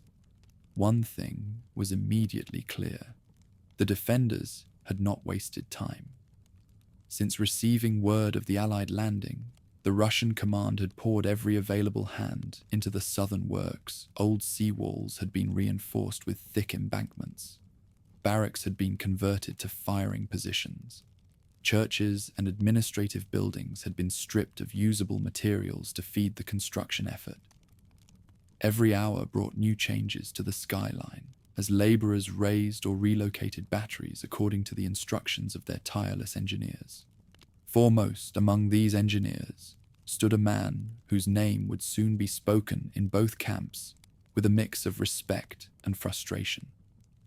His eye for terrain transformed simple ridges into formidable barriers. Every contour offered him possibilities, angles of fire, blind approaches, choke points. Under his direction, trenches appeared as though carved by invisible hands. He prowled the heights with a slate and chalk, issuing commands with calm precision, even when shells burst dangerously close. The Allies watched these developments with concern. Their own entrenchments were still shallow, their artillery not yet positioned. The defenders were turning the southern face of the city into a stone giant, with arms stretched across the hills. If the Allies delayed too long, assaulting those new works would prove increasingly costly. Yet rushing forward risked disaster. Before any serious bombardment could begin, they needed to secure a supply line from Balaclava, establish stable positions, and coordinate the efforts of their multinational force. In the Allied camps, hardship crept back into daily life. Rations diminished quickly, especially after a storm battered the coastline and sank several supply barges. Soldiers who had fought bravely at Alma now stood in long lines, waiting for bread or boiled grain, sometimes receiving only half portions. Water remained scarce. Wells near the new lines produced foul-smelling liquid that even the desperate hesitated to drink. Some regiments resorted to digging crude cisterns to catch rainwater, though early autumn offered too few storms to fill them adequately. Disease, always an unwelcome companion, slipped through the ranks again. Cholera flared in pockets of the camp, its signature cramps and fever rendering men helpless within hours. Medical officers moved from tent to tent, administering treatments with dwindling supplies. The sight of burial details once more pacing through the hills weighed heavily on morale soldiers who had endured Varna's horrors, now feared the sickness would stalk them even here, on the doorstep of their greatest objective. To make matters worse, the ground itself resisted every attempt to carve out shelter.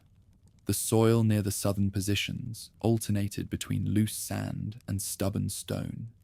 Picks chipped away slowly, sending sparks flying. Shovels bent under the strain. Men cursed as they worked, knowing that every hour of backbreaking labor offered only inches of progress. Yet they continued, driven by the knowledge that without these trenches, they stood exposed to the guns of the fortress. Night after night, the hills glowed with the fires of both armies. Rockets arced upward from the city's ramparts, illuminating the plain with ghostly light. Occasionally, a distant boom signaled a probing shot, fired not to kill, but to measure distance and test the resolve of the newcomers. Allied gunners responded cautiously, firing only when necessary to silence a particularly aggressive battery. Neither side wished to exhaust ammunition before the true siege began. As the Allies dug in, small skirmishes erupted along the flanks. Picket lines clashed in the darkness, exchanging musket fire. Before melting back into the night, mounted patrols darted across open ground to test the edges of enemy positions, sometimes returning with prisoners who revealed details of troop movements inside the city. These engagements rarely shifted the operational picture, but they sharpened the nerves of every soldier who now slept with a loaded rifle within reach. In early October, one development lifted spirits: the establishment of a more permanent base at Balaclava. Shiploads of supplies began to arrive more frequently, bringing flour, salted meat, boots, blankets, and bundles of letters from home. The arrival of these resources reminded the men that despite hardship, their nations had not forgotten them. Yet even this good fortune carried risks. Balaclava lay exposed behind thin lines, inviting counterattack. The defenders in Sevastopol certainly recognized this vulnerability. Meanwhile, artillery units finally reached the forward positions. Teams of horses strained as they dragged heavy guns up steep inclines, their hooves slipping on loose gravel. Once placed, the guns had to be secured with beams and sandbags to prevent recoil from sliding them downhill. Ammunition wagons arrived shortly after, their iron-rimmed wheels groaning under the weight of shells. Soon, batteries dotted the heights, though not yet in the dense concentration the siege would eventually require. Despite these advancements, the question that had hung over the commanders since Alma remained unresolved. Should they attempt to storm the city before winter set in?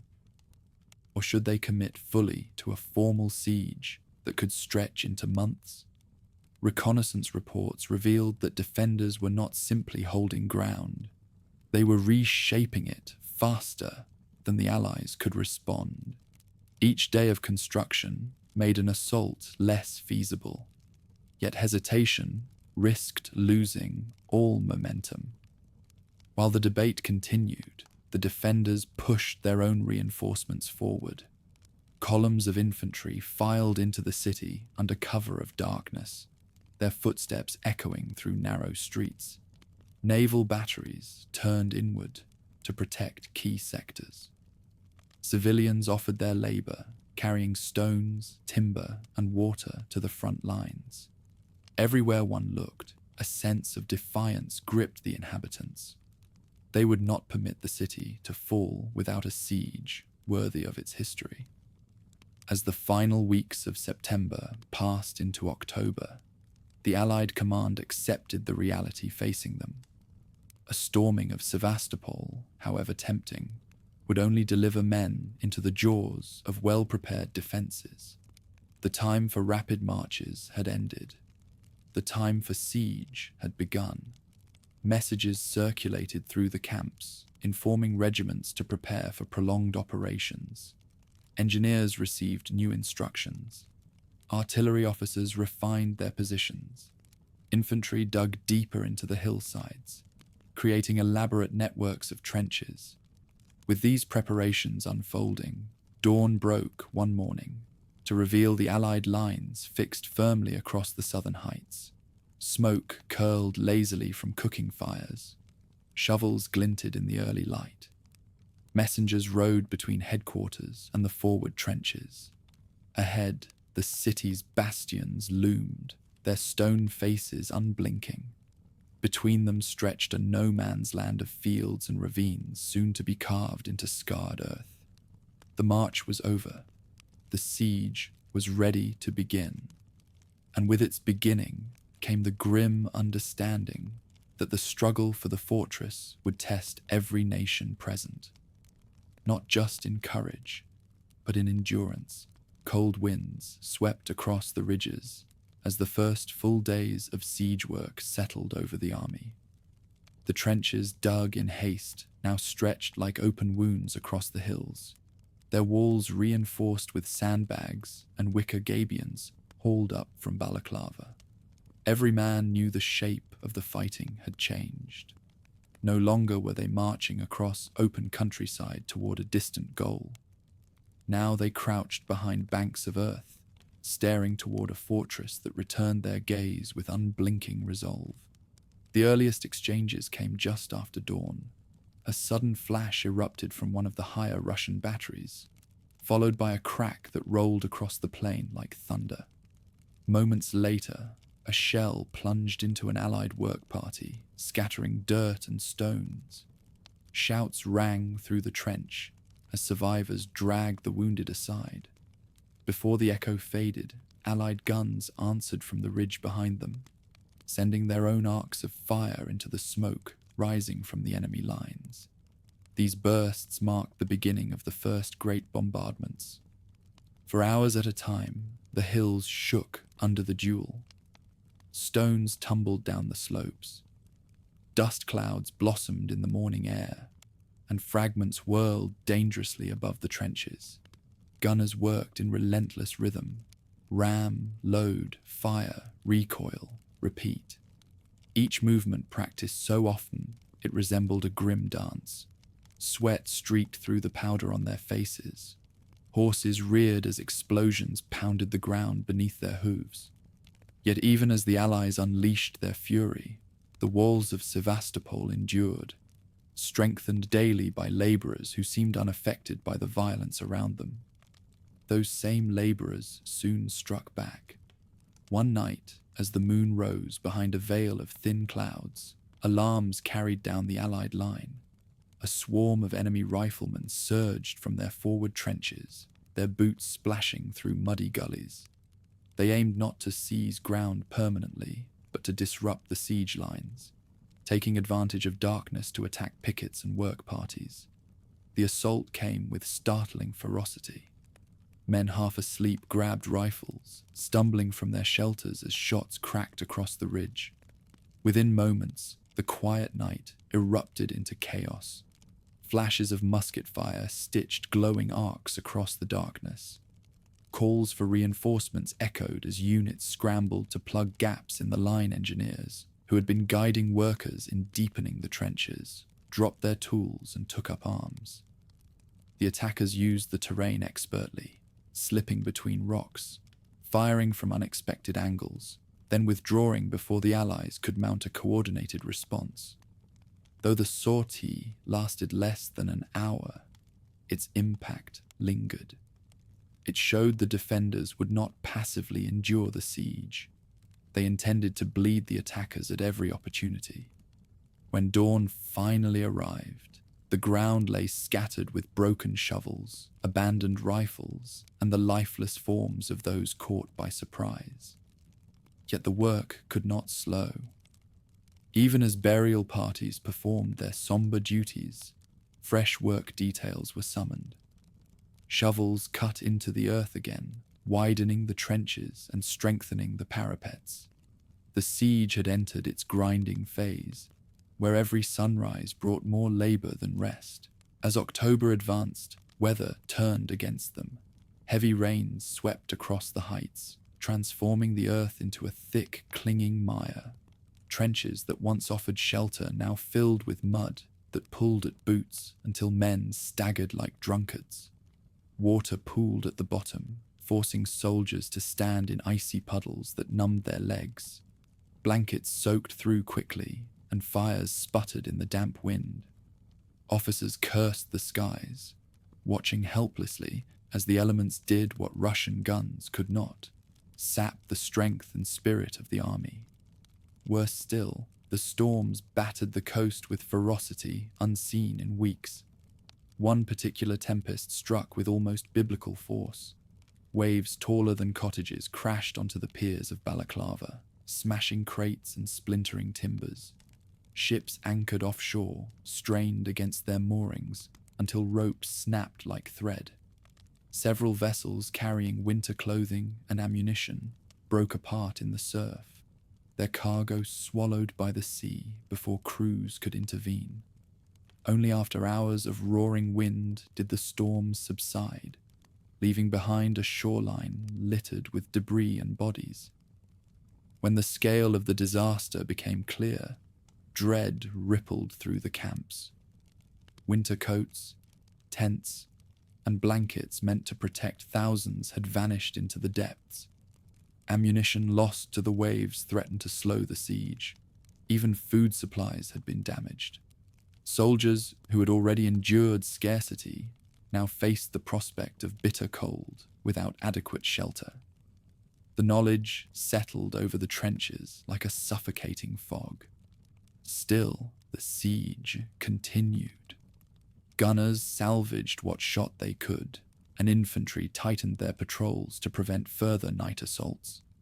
Allied generals issued orders for new supply lines to be improvised from Balaclava to the forward positions. Wagons rolled up the steep track despite the mud, axles creaking and horses snorting in exhaustion. Drivers cursed with every jolt, yet they pressed on, knowing that the entire army relied on their efforts. Meanwhile, the defenders seized every opportunity to exploit the Allies' misfortune. Their sorties grew bolder. One evening, a sudden barrage from a high battery, concealed in brush-covered ravines, caught an entire working party exposed. Men scattered, diving for cover as shells burst above them.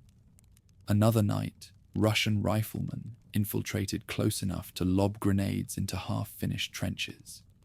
The explosions sent showers of earth and stone raining down on laborers who barely had time to react. Each attack forced the Allies to divert manpower from construction to defense, slowing progress at the very moment speed mattered most. Inside Sevastopol, life had become its own ordeal. Civilians huddled in cellars, while soldiers worked day and night to strengthen the city. Yet the same storms that tormented the Allies battered the defenders as well. Newly built batteries washed out in the rain, forcing engineers to shore them up again. Horses starved as fodder ran low. Sickness spread among men who labored in flooded trenches, with scarcely more comfort than their besiegers. Both sides learned the same harsh truth. The Crimean autumn showed mercy to no one. In the Allied trenches, exhaustion turned the simplest tasks into burdens. Men stood watch with eyes half closed, drifting towards sleep before jolting awake as rifle shots cracked through the night. Many slept in wet uniforms, waking shivering and coughing. Yet their greatest trial came not from weather or hunger, but from the constant knowledge that each hour brought them no closer to ending the siege.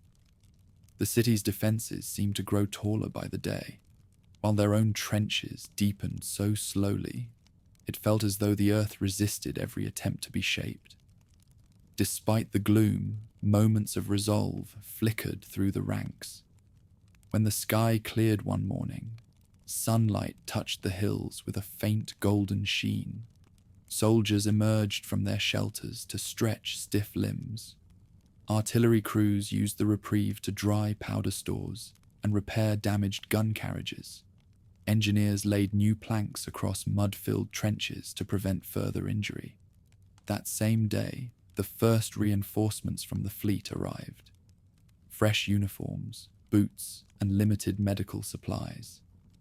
Though not enough to erase the hardships, these deliveries reminded the men that help still reached them, even in the storm's aftermath.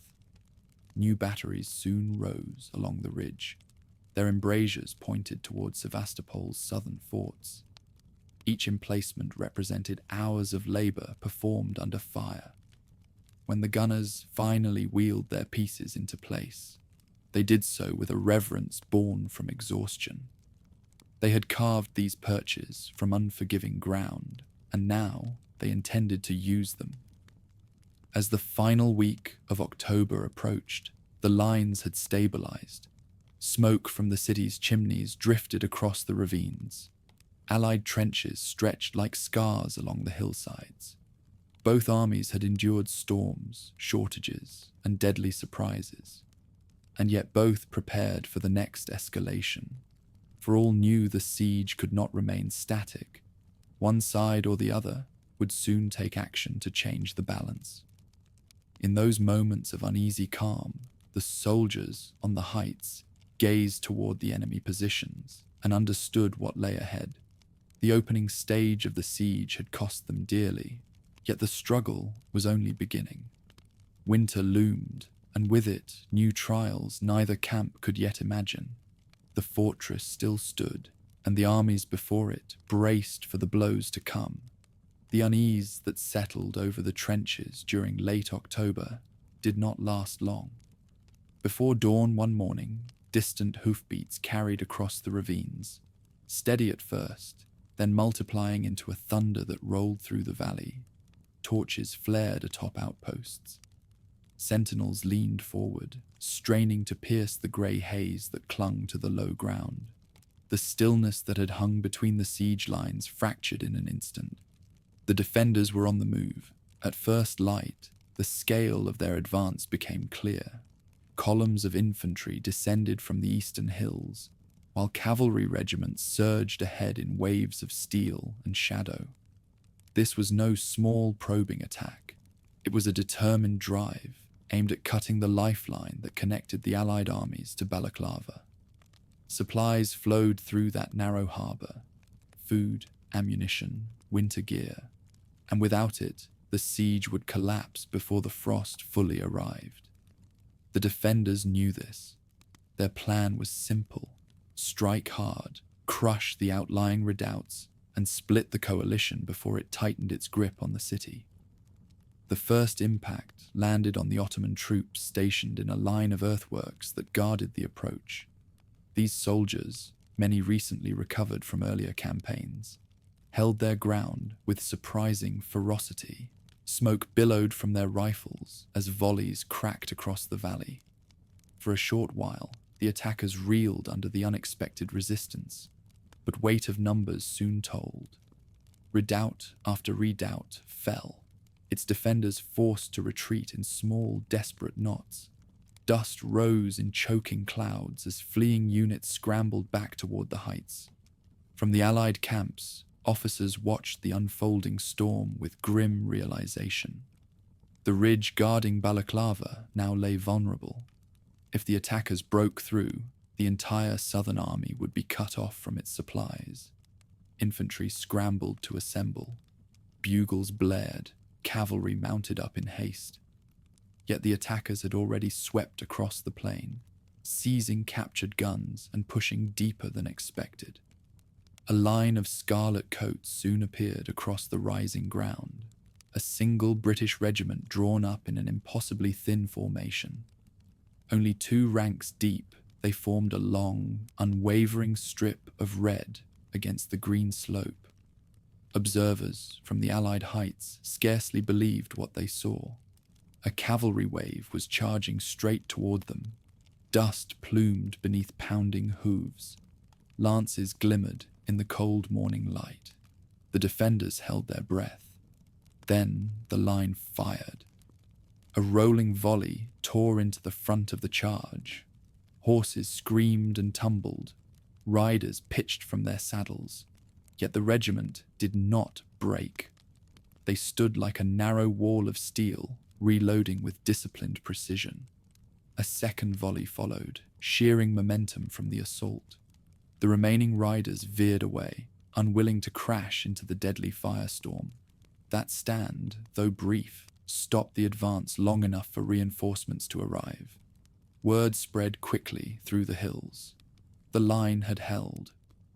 But the chaos of battle was far from over. Confusion swirled between the ridges, and amid misinterpreted signals and the fog of war, another cavalry brigade received an order that changed the course of the day. Believing they were to pursue a retreating enemy, they advanced down a long, narrow valley, flanked by batteries on both sides. Officers attempted to verify the order, but the moment passed too quickly. With sabers drawn, they surged forward into a corridor of fire. From the heights, soldiers watched the charge with disbelief. The valley erupted as cannons unleashed volleys into the advancing ranks. Gaps tore open in the tight formation, only for riders behind to fill them instantly. The Light Brigade pressed on with unwavering speed, ignoring the deadly rain falling around them. By the time they reached the enemy guns at the valley's end, their numbers had thinned drastically. They fought with astonishing courage among the cannon crews, but the weight of defenders soon overwhelmed them. Survivors wheeled their exhausted mounts and galloped back through the same gauntlet of fire. When they returned, the brigade was a shadow of what it had been. Horses collapsed from exhaustion and wounds. Men staggered back to friendly lines, stunned by the carnage they had witnessed. Silence gripped the watching regiments, broken only by the distant rumble of artillery still trading blows across the plain. Balaclava had ended in a grim stalemate, one that preserved the Allied lifeline, but revealed how thinly stretched the entire army had become. No sooner had the echo of that battle faded than another storm gathered on the opposite flank. Early November brought a heavy fog that draped the heights around Inkerman like a shroud. Visibility shrank to mere yards. Even voices seemed swallowed by the thick air. Soldiers on picket duty pressed close to their fires, trying to gauge whether distant shapes were trees or approaching men. Just after sunrise, the fog itself seemed to move. Shapes resolved into columns of infantry advancing silently through the mist. Then came the first musket cracks, brief flashes swallowed instantly by grey. The defenders leapt to arms. Confusion reigned as units struggled to navigate terrain they could hardly see. Officers on horseback became disoriented. Couriers vanished into the fog and never returned. The attackers had chosen their moment well. They surged against the British positions guarding the high ground, attempting to push them off the ridge and collapse the siege lines from behind. At first, the thin screen of outposts buckled. Rifles flashed at close range, their smoke hanging in the air with nowhere to drift. Men stumbled over rocks and tree roots as they fought in near blindness. The battle seemed less like an ordered engagement and more like a series of brutal collisions between small groups who encountered each other by accident. For hours, the defenders held only through determination. Bayonets clashed in chaotic melees that drifted back and forth across the slopes. Officers struggled to direct their men through the haze, relying on shouted orders that vanished into the fog. Before reaching the intended units, regiments fought almost independently, each one carving out its own desperate stand. Yet despite their numbers, the attackers struggled to coordinate. They crashed against the ridge in fragmented waves, unable to exploit the full weight of their formations. As the battle teetered on a knife's edge, a sudden burst of sound rose from the west. Trumpets, drums, and cries carried faintly through the fog. Reinforcements had arrived. French units, marching swiftly from the southern lines, plunged into the fight. Their appearance shocked the attackers, who had not expected them to emerge so quickly in such difficult visibility. The newcomers charged uphill with fierce momentum, their officers leading from the front, shouting encouragement as they swept into the confused melee. This intervention reversed the course of the fight. Momentum shifted as defenders pushed back with renewed strength. The attackers, now losing cohesion, began to withdraw toward their original lines. Mist swallowed them once more, leaving only silence and the moans of the wounded scattered across the ridge. When the fog finally lifted, hours later, the full scale of the struggle emerged. Thousands dead or wounded in a battle that had been fought blindly, almost by instinct. Exhaustion settled heavily over the Allied camps. Balaclava had strained their defenses. Inkerman had nearly broken them. Yet they had held. The siege lines remained intact, though at a terrible cost. The hope that the city might be taken before winter now seemed faint. Every general understood that what lay ahead was not a short campaign, but a protracted struggle that would test endurance more than daring. Beyond the battlefield, effects rippled across Europe. News of the fog-shrouded fight reached London and Paris with startling speed. Reports spoke of muddy hills lit by muzzle flashes, of regiments fighting in conditions so thick they could hardly see their own hands. The descriptions captured the imagination of readers who, until now, had pictured war as a distant abstraction. At the same time, the stories of heroism and of catastrophic mistakes stirred anger and admiration in equal measure. For men in the trenches, however, there was little time to dwell on such reports. New orders circulated as soon as the wounded were carried from the field. Winter was approaching. The siege had to continue, no matter how heavy the cost. The defenders had proven their strength. The Allies would now need to match it with their own. And so, amid the churned mud of Inkerman and the shattered ground around Balaclava, both armies braced for the long, bitter season ahead. The city still stood defiant, and the lines tightening around it would soon feel the weight of storms, shortages, and relentless struggle. The ridge above Inkerman had scarcely fallen quiet when winter swept across the heights with merciless force. Winds howled through the trenches, tearing at canvas and carrying icy needles that stung exposed skin. The mud left by autumn rains hardened into uneven ridges that bruised every footstep. Soldiers wrapped themselves in whatever rags they could find, huddling together at night for warmth as their breath formed pale clouds in the frigid dawn. Many had survived the horrors of battle only to face a new enemy, one that cared nothing for courage or rank. Those stationed nearest the forward lines suffered worst. Their trenches, carved hastily before the storm season, now froze so solid that picks bounced off the walls. Fires were forbidden in many positions for fear of drawing artillery fire, and even where flames were permitted, the thin smoke spiraled instantly into bitter gusts. Water barrels froze, bread turned to stone, rifles jammed unless cleaned constantly, which required bare fingers, numbed to uselessness. More men fell to exposure and illness than to bullets during those first terrible weeks. Behind the lines, Balaclava strained under the pressure of sustaining the entire army. The harbour, once a promising lifeline, now groaned beneath the weight of ships crammed with supplies. Yet bottlenecks emerged everywhere.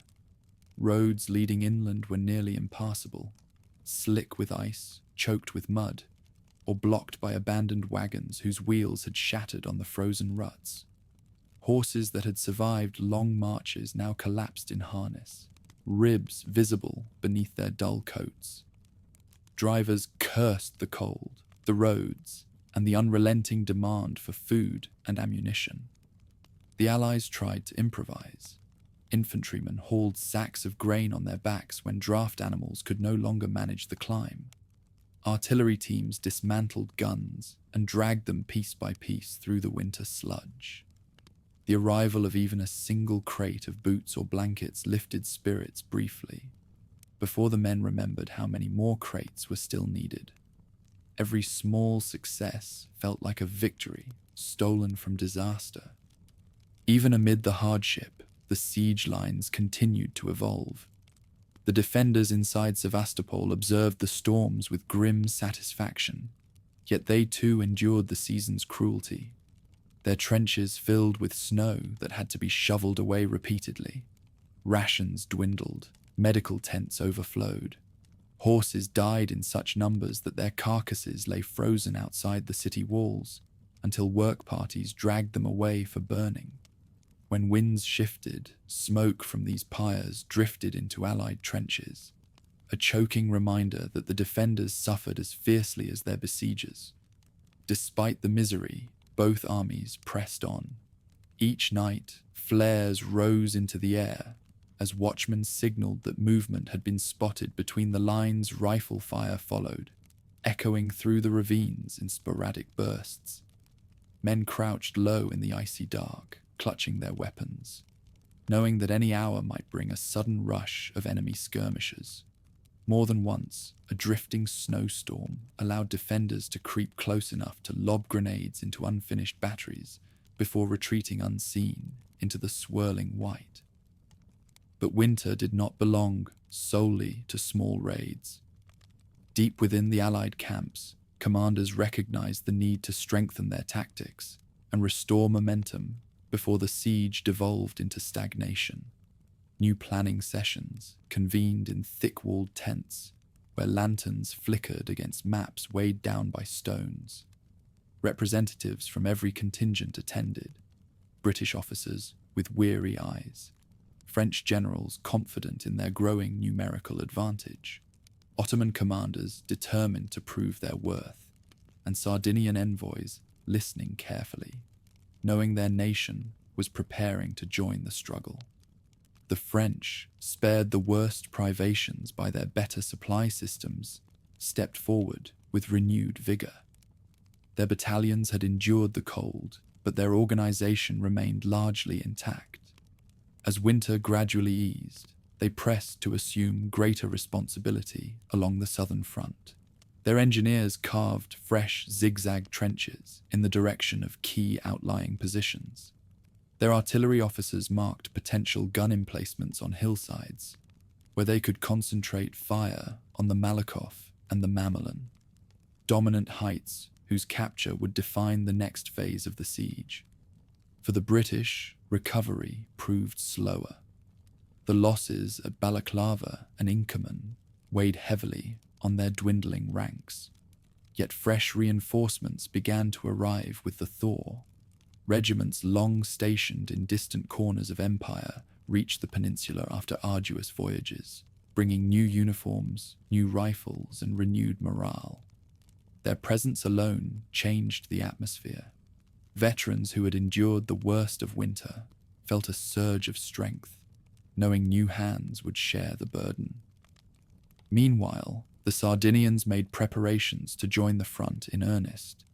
Their leaders saw the war as an opportunity, an avenue to demonstrate loyalty to France and raise their nation's standing within Europe. Even before their troops arrived, small detachments observed the siege lines, taking note of the rocky slopes, the artillery placements, and the elaborate networks of trenches.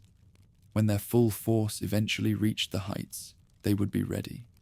With the coming of spring, the thaw transformed the battlefield once more.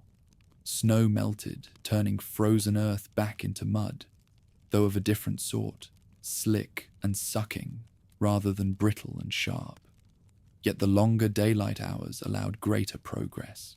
Engineers extended the siege lines forward by degrees, driving trenches toward the Russian works like fingers reaching for a throat. Each new sally into no man's land prompted fierce resistance. Riflemen crouched behind low rises, firing into the exposed teams laboring with picks and shovels. Many fell where they worked, transformed instantly from builders into casualties. Artillery duels intensified as the weather warmed. Smoke no longer drifted sluggishly across the plain, but rose rapidly into the fresh spring air. Massive guns, hauled with difficulty up the slopes, opened fire in coordinated barrages designed to test the strength of the enemy's southern bastions. Stone cracked. Dust billowed. Yet the defenders fired back just as relentlessly, their own pieces carefully placed to sweep the approaches where Allied guns clustered. Despite these challenges, a shift in momentum gradually became apparent. The Allies' logistical position improved. As fresh supply ships reached Balaclava, without the winter's storms to scatter them, wagons rolled more easily across firmer ground. Medical tents received better equipment. New boots and coats replaced tattered remnants. Though the siege remained grueling, the sense of barely clinging to survival began to fade. By early May, the Allied command believed the time had come to intensify pressure on the outlying defenses. The French took the lead, their troops, seasoned by campaigns in North Africa and fortified by months of preparation, moved forward into advanced trenches closer than ever to the enemy lines. Night after night, they crept outward, hammering stakes, tossing earth, and linking zigzags of new passageways. From above, the siege works looked like a web tightening around the southern heights. The defenders reacted swiftly. Under cover of darkness, they launched sharp counterattacks against these new trenches. Lanterns bobbed in the gloom as shadows surged forward, bayonets glinting. Short, violent clashes erupted at the edge of the works. Some assaults captured small stretches of trench. Others left piles of bodies strewn across the ravines. But each time, the attackers withdrew before dawn, unwilling to commit fully while the main assault remained distant. Spring also brought renewed strain upon the Russian supply routes. Their army depended heavily on convoys traversing vast distances across rough terrain. With the Sea of Azov increasingly threatened by Allied naval activity, these routes became even more tenuous. Reports reached the Allied camps that hunger and sickness inside the city were rising, yet the defenders held firm, their resolve fueled by a mixture of patriotism, desperation, and the knowledge that surrender would mean disgrace. In response to these tightening conditions, the Allied command called for new batteries to be constructed along ridges that overlooked key outlying strongholds. Guns of extraordinary size were hauled into position, dragged by dozens of horses and entire teams of laborers. Once emplaced, these massive pieces promised to unleash a bombardment unlike anything the defenders had faced thus far. By the final weeks of May, the siege works had transformed the hills into a maze of trenches, redoubts, and artillery lines. Paths wound between gabions filled with stones. Rifle pits dotted the front like beads on a string. Soldiers could traverse long distances without ever exposing themselves to open ground. At the same time, the defenders deepened their own networks, countermining in some areas and establishing new lines further back in case forward positions fell. It was clear to all that the quiet misery of winter had given way to a new phase. The Allies, newly reinforced and better supplied, stood poised to escalate the siege dramatically. Their commanders believed that with coordinated pressure on the outer defenses, the city's heart might eventually be forced open. The long struggle for the heights was about to begin in earnest, and with it, the fate of Sevastopol would inch closer to its moment of reckoning. The first real break in the siege's rhythm came with the renewed focus on the positions that guarded the southern approaches. Among these, two places dominated every conversation along the Allied lines: the Mamelon and the Great Redan. Both rose from the rugged slopes like twin bastions of defiance, their earthen faces bristling with cannon and rifle pits. If the Allies could seize them, the city beyond would lie dangerously exposed. If they failed, the siege would stretch into another grinding season. Work toward these objectives occurred under constant threat. Every foot of new trench carved toward the forward positions drew fire from the defenders. Rifle shots cracked from unseen hideouts. Shells arced from batteries hidden behind the Mamelon's crest. Each day, the earth around the advancing zigzags grew pocked with fresh craters. Yet progress continued, measured not in leaps, but in inches. Where one trench reached its end, another began, twisting through the ravines like a living thing. The French took the forefront of these preparations. Their engineers moved with practiced efficiency, surveying angles and distances, marking the most promising approaches.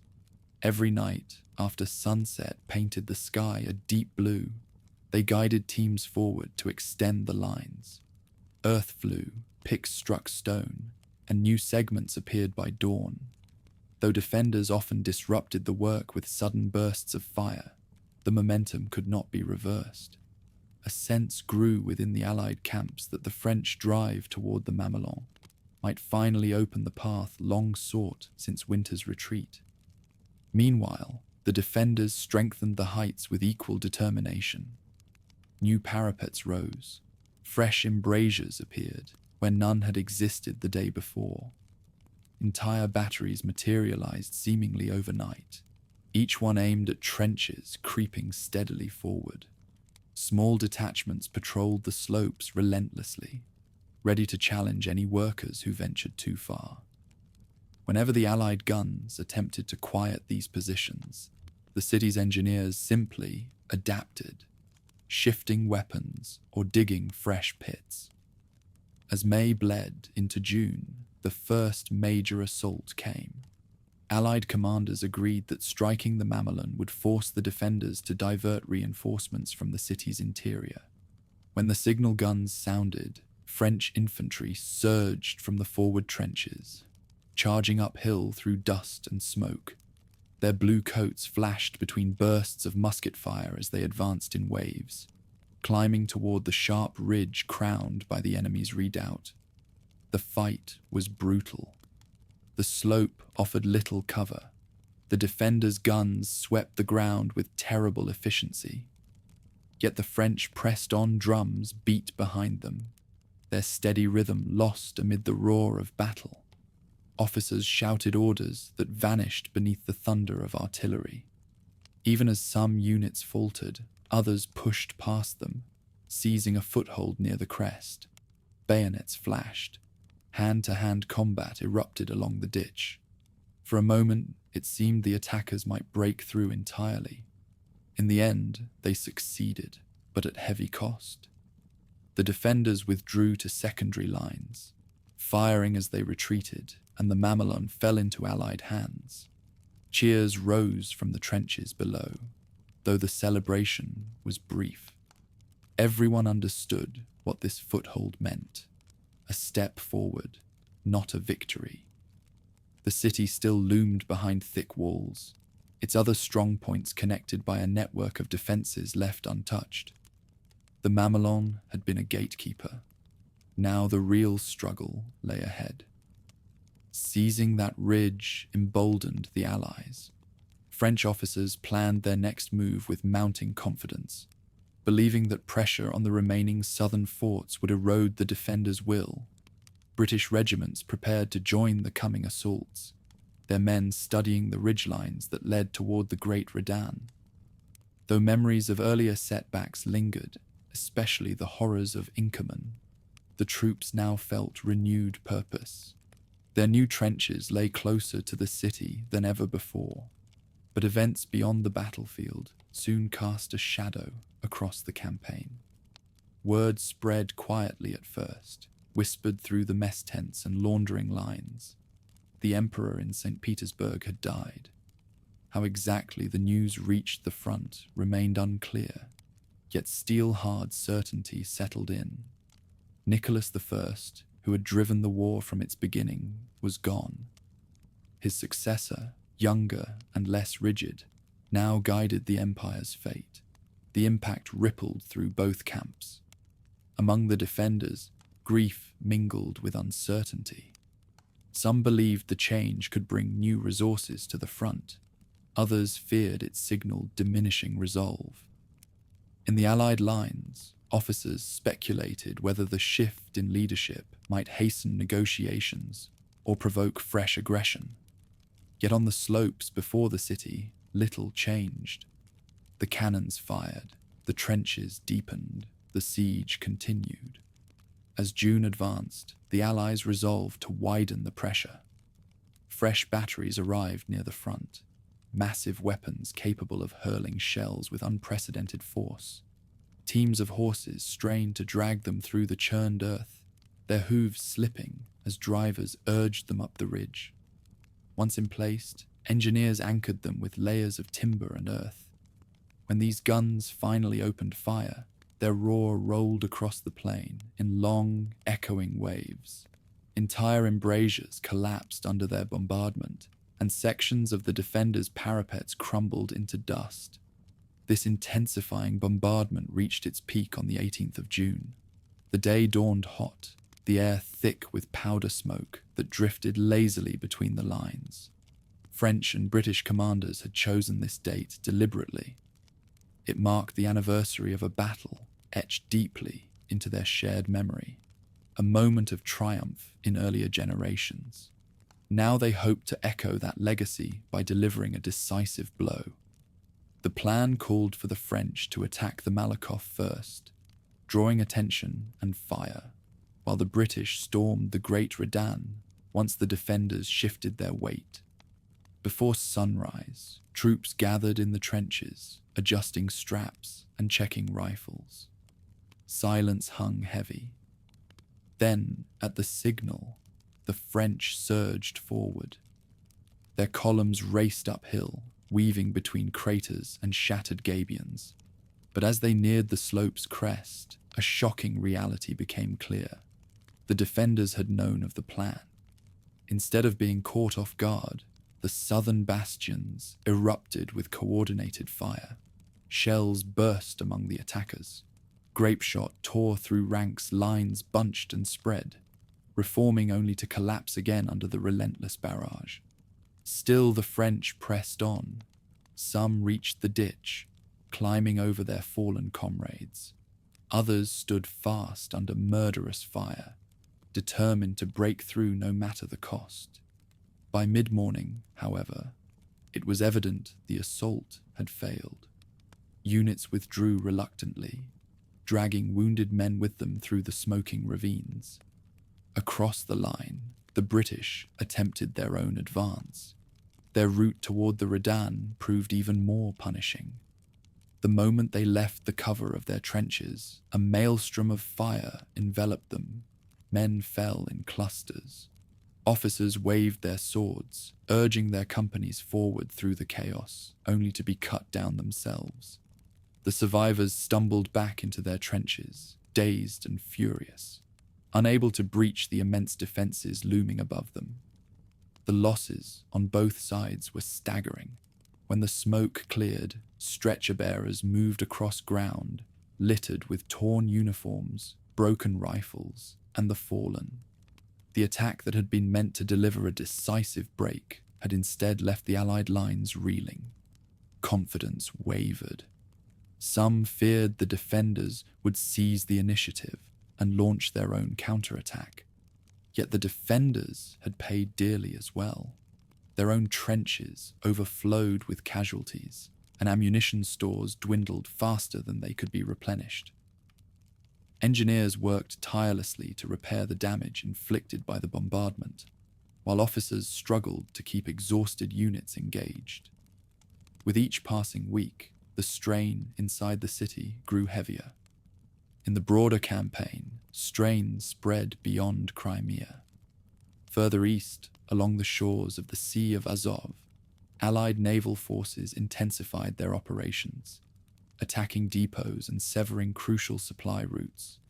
The hammering of cannon along those distant waters added new pressure on the embattled defenders.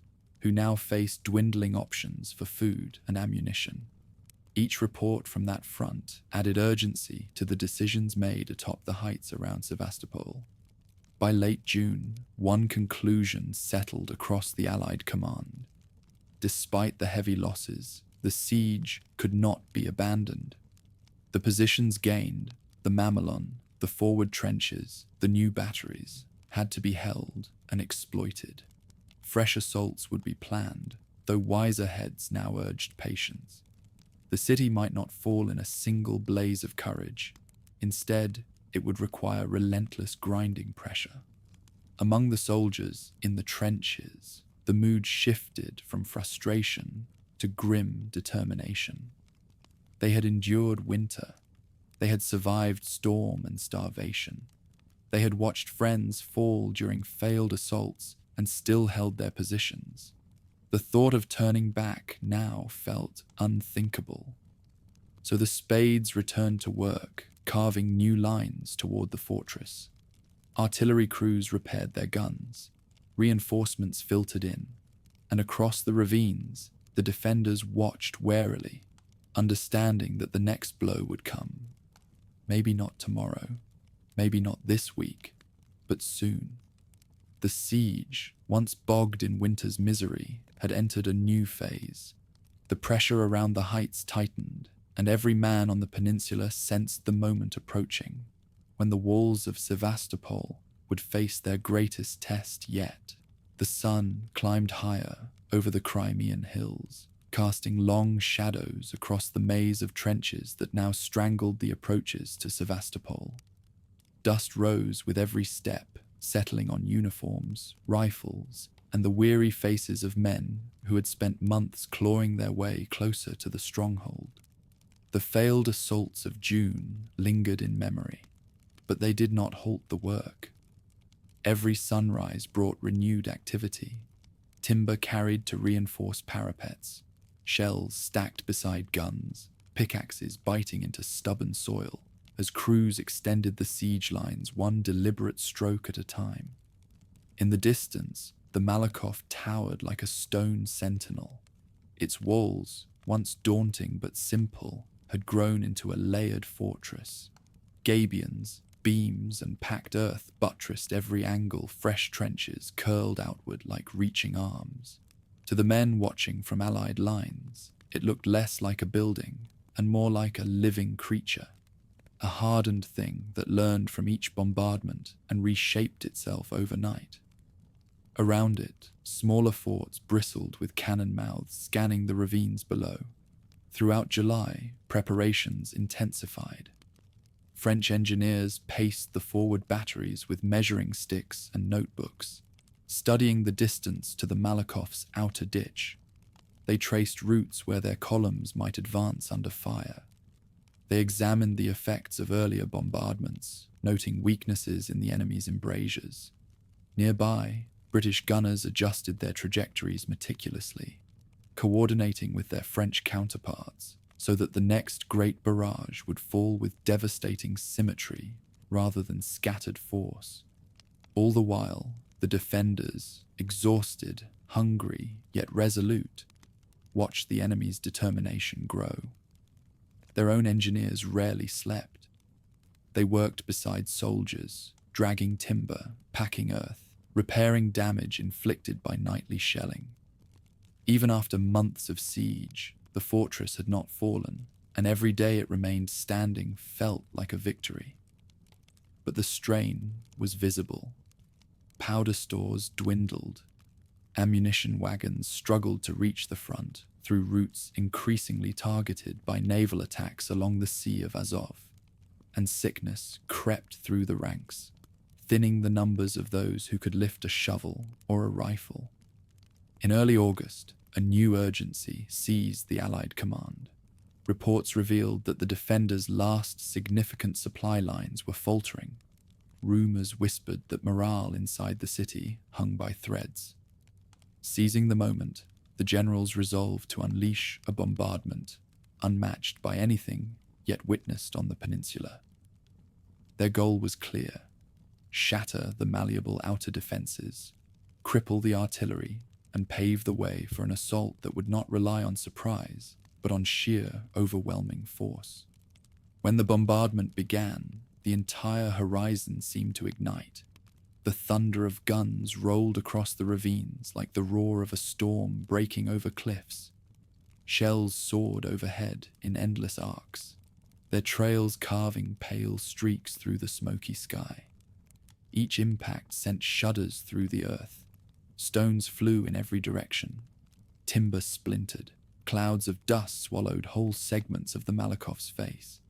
The defenders replied as best they could, but their shots came less frequently now, and often from positions partially buried under debris. The barrage did not ease at night. Red flashes lit the darkness as if the sun had merely slipped below the horizon to prepare for another onslaught.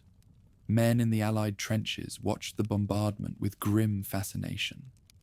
Some murmured that the ground shook like the deck of a ship in rough seas.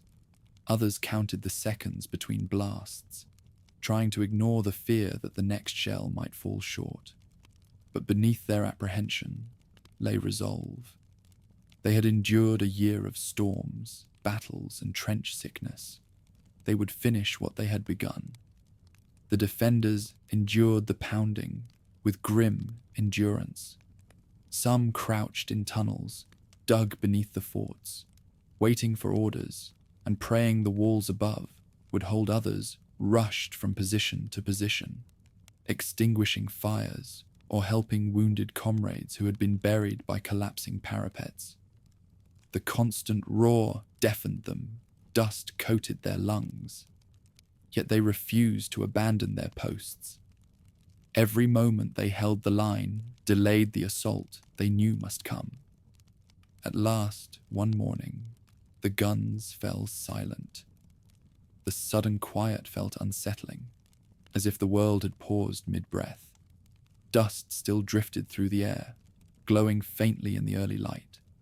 Across the siege lines, soldiers lifted their heads, listening. The silence held. Then officers moved through the trenches, delivering the long-awaited command. The assault would begin. On the French side, battalions formed in tight ranks behind the forward works. The men wiped sweat from their faces and adjusted straps on their packs. Flags fluttered in the faint breeze. Couriers galloped between units carrying last-minute instructions. Each company knew its exact role: who would lead the charge, who would scale the ditch, who would follow with grenades and axes. Months of preparation had been distilled into a plan that demanded perfect timing and extraordinary courage. Across the lines, British units readied themselves as well, though their task differed. Their assault on the Great Redan would begin once the French struck the Malakoff officers, reviewed maps under the shade of battered gabions, pointing out the shortest routes across open ground. Soldiers checked bayonets, whispered to one another, and tried to steady their nerves. They knew the ground before the Redan offered little protection. They would need to reach the parapet in a single rush or face terrible losses. When the signal came, it was a sharp, unmistakable sound. One of the forward batteries firing a single shot skyward. French officers raised their swords. The first waves surged from their trenches, running into the drifting haze. Drums beat a steady cadence behind them. The men advanced not in scattered leaps, but in controlled momentum, like a tide rolling uphill. Smoke swirled around their legs as they moved toward the jagged remains of earthworks battered by the week-long bombardment. The defenders responded instantly. Muskets flashed from hidden crevices. Cannon thundered from partially buried batteries. Yet the French pressed forward, driven by months of hardship and the knowledge that the entire campaign hinged upon this moment. They reached the ditch, scrambled across debris, and slammed into the outer slope of the Malakoff. Grenades burst overhead.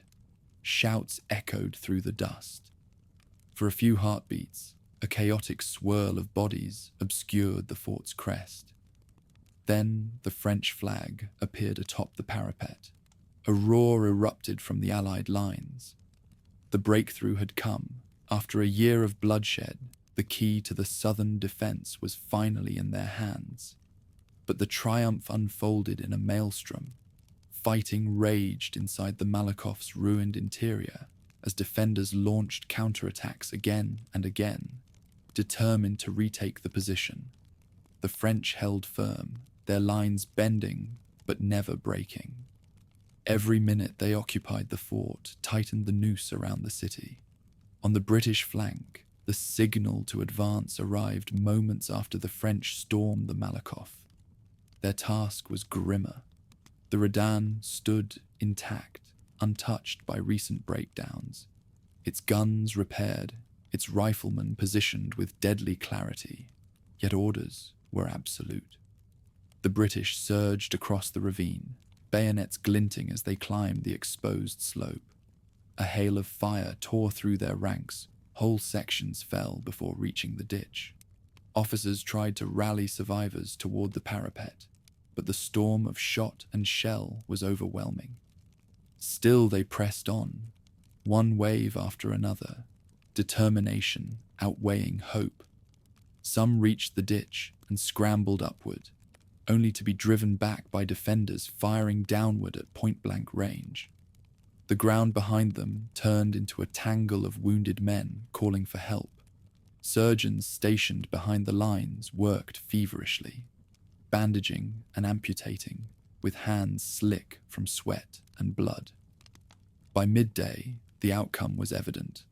The French had taken the Malakoff, and they held it.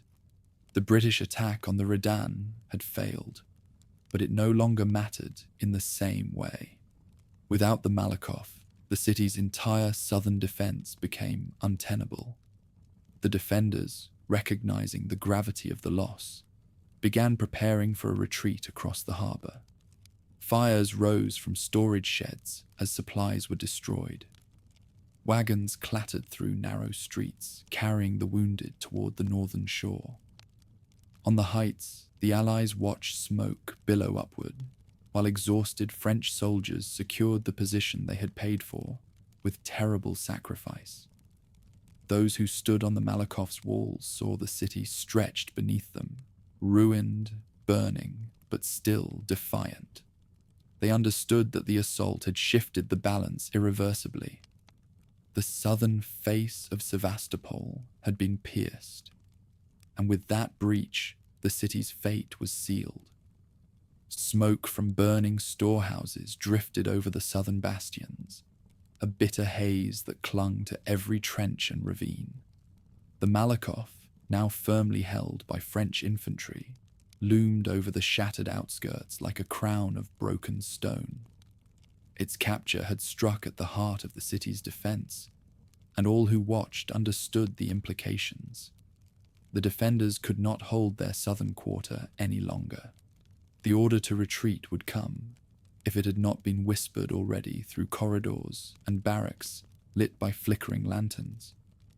Inside the ruined streets, the realization spread swiftly. Officers hurried through alleys, shouting instructions, their voices competing with crackling flames and distant gunfire. Civilians stumbled from cellars, clutching bundles of possessions or leading terrified children by the hand. Soldiers guided them toward the northern shore, urging haste before the southern districts collapsed entirely. Dust and ash swirled through the air, dimming the midday sun and casting the city in a sickly orange glow. The withdrawal itself began in frantic waves. Engineers rushed to secure the bridges spanning the harbor, pounding wooden planks into place so that retreating units could cross. Wagons loaded with cannon barrels and crates of ammunition rattled over the makeshift structures, their wheels clattering loudly as they approached the northern shore. Midway through the crossing, some vehicles veered dangerously close to the edge where shattered boards threatened to give way. Drivers cracked their reins and urged the horses forward, knowing that hesitation might mean tumbling into the water below. Amid the chaos, infantry formations fell back in disciplined ranks, shielding the retreat from Allied sharpshooters positioned on the newly captured heights. Officers barked orders to keep the pace steady. Messengers sprinted between companies, delivering urgent notes to commanders stationed along the waterfront. The retreat had to remain orderly. If panic broke out, the bridge could choke with fleeing soldiers and civilians, trapping thousands on the doomed southern shore. Throughout these movements, the remaining defenders continued their grim task of ensuring nothing useful fell into enemy hands. Forges were doused, arsenals dismantled, and supplies thrown into the harbor. Flames spread across warehouses filled with timber and stores, each fire feeding the sky with columns of black smoke. Explosions rippled across the district as powder magazines ignited, sending shockwaves through the streets. Shattered windows rained shards of glass upon cobblestones already slick with soot. Those explosions rattled the Allied trenches as well. Gunners paused, unsure whether the blasts signaled a counterattack or the destruction of the city's own defenses. The air trembled with each detonation. Then came the sight of figures fleeing through the smoke, carrying what few possessions they had salvaged from the Malakoff's vantage point. French officers watched the exodus and understood that the defenders were abandoning the southern half of the city entirely. Their withdrawal accelerated as shadows lengthened. Nurses from field hospitals guided the wounded toward the crossing. Some carried on stretchers, others supported between two comrades. One young woman called out for help when her patients nearly toppled from a cart that jostled violently on uneven stones. Volunteers rushed forward, lifting the injured with careful urgency. Behind them, the flames crept closer, crackling against wooden beams and hurling sparks through shattered doorways. In one quarter near the waterfront, a group of soldiers lingered at a burning barracks. They heaved barrels of gunpowder into the flames, stepping back as each one flared and burst. One man flinched at a sudden crack overhead. A roof beam had collapsed, sending embers swirling. Yet he stayed until his superior urged him onward. The work was essential. The enemy could not be allowed to use anything that remained. By dusk, the retreat had grown desperate. Smoke thickened, obscuring the path to the bridge. Families clung together as they approached the crossing, some coughing violently from inhaling the fumes. Soldiers lifted children onto wagons or carried them in their arms, navigating through crowds of exhausted civilians and stragglers. The cries of the wounded merged with shouts from officers directing traffic. The city, once vibrant with shipyards and markets, now resembled a yawning furnace. On the Allied side, the scene unfolded with a mix of triumph and grim caution. Troops advanced cautiously through the outskirts, stepping over rubble still warm from recent bombardment. Fires lit the ruins in shifting reds and golds, revealing shattered walls and collapsed roofs. Though eager to push deeper, officers held their men back. They knew the defenders had prepared traps, powder charges hidden beneath debris, wires stretched across walkways waiting to be pulled taut. Patience mattered more than speed now. When French units finally entered the southern district, they encountered the aftermath of the retreat. Streets lay strewn with overturned carts, abandoned supplies, and the bodies of those too wounded or exhausted to flee.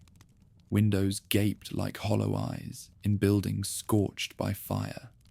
Occasionally, a lone figure staggered through the smoke, dazed and unaware of the approaching soldiers. These stragglers were taken into custody with quiet efficiency.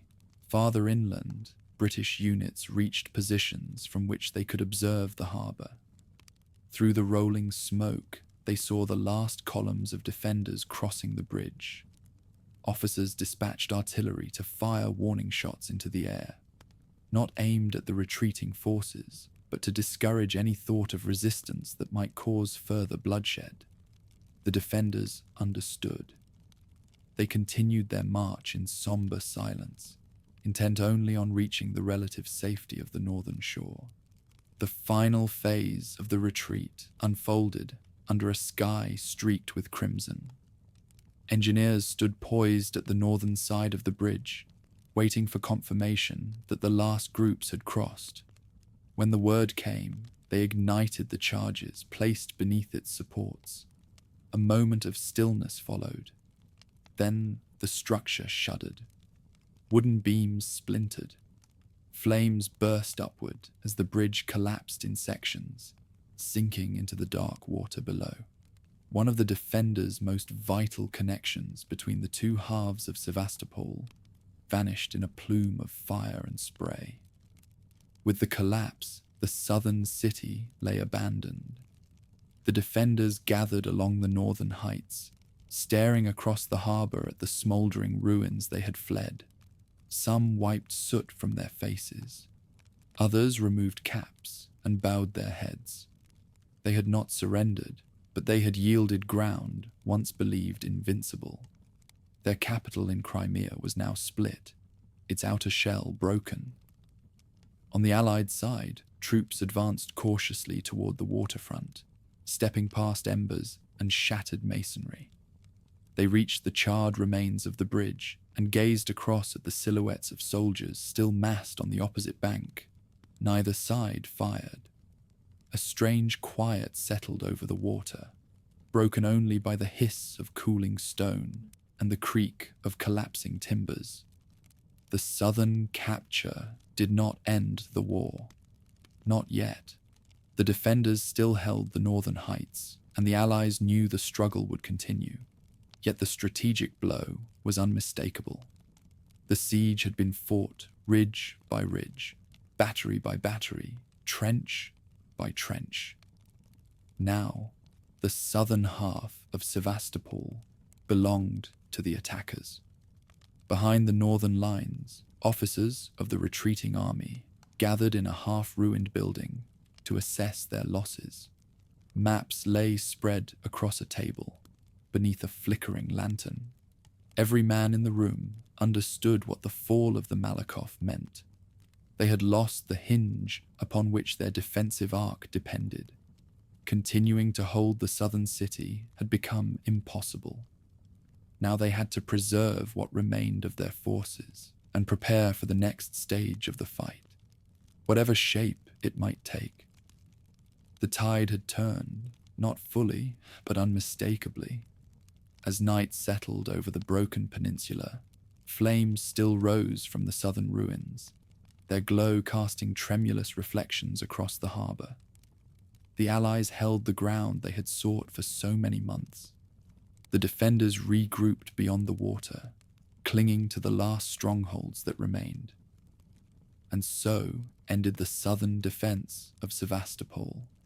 Its fall marked not by a single moment, but by a night-long procession of fire, smoke, retreat, and the stubborn will to fight another day. Night settled over the wrecked southern quarter, like a veil drawn across a wound. Fires smoldered among the collapsed warehouses and shattered homes, casting faint, restless glows across the harbor. On the northern shore, the defenders watched the ruins in silence, knowing the city they had once guarded was now divided in two, one half firmly in enemy hands, the other poised on the brink. Yet even in defeat, orders continued, batteries shifted, and sentries stood at attention. The battle for Crimea had not ended, only changed shape. Dawn revealed the stark contrast between the shores. To the south, Allied banners fluttered atop captured bastions. Soldiers combed through the rubble, mapping every usable trench and clearing debris from the approaches engineers discussed, where to position new batteries should the defenders attempt to reclaim ground. Surgeons tended to the wounded, gathered by the water's edge, many of whom had held the Malakoff or attempted to storm the Redan. The cost of the assault was evident everywhere.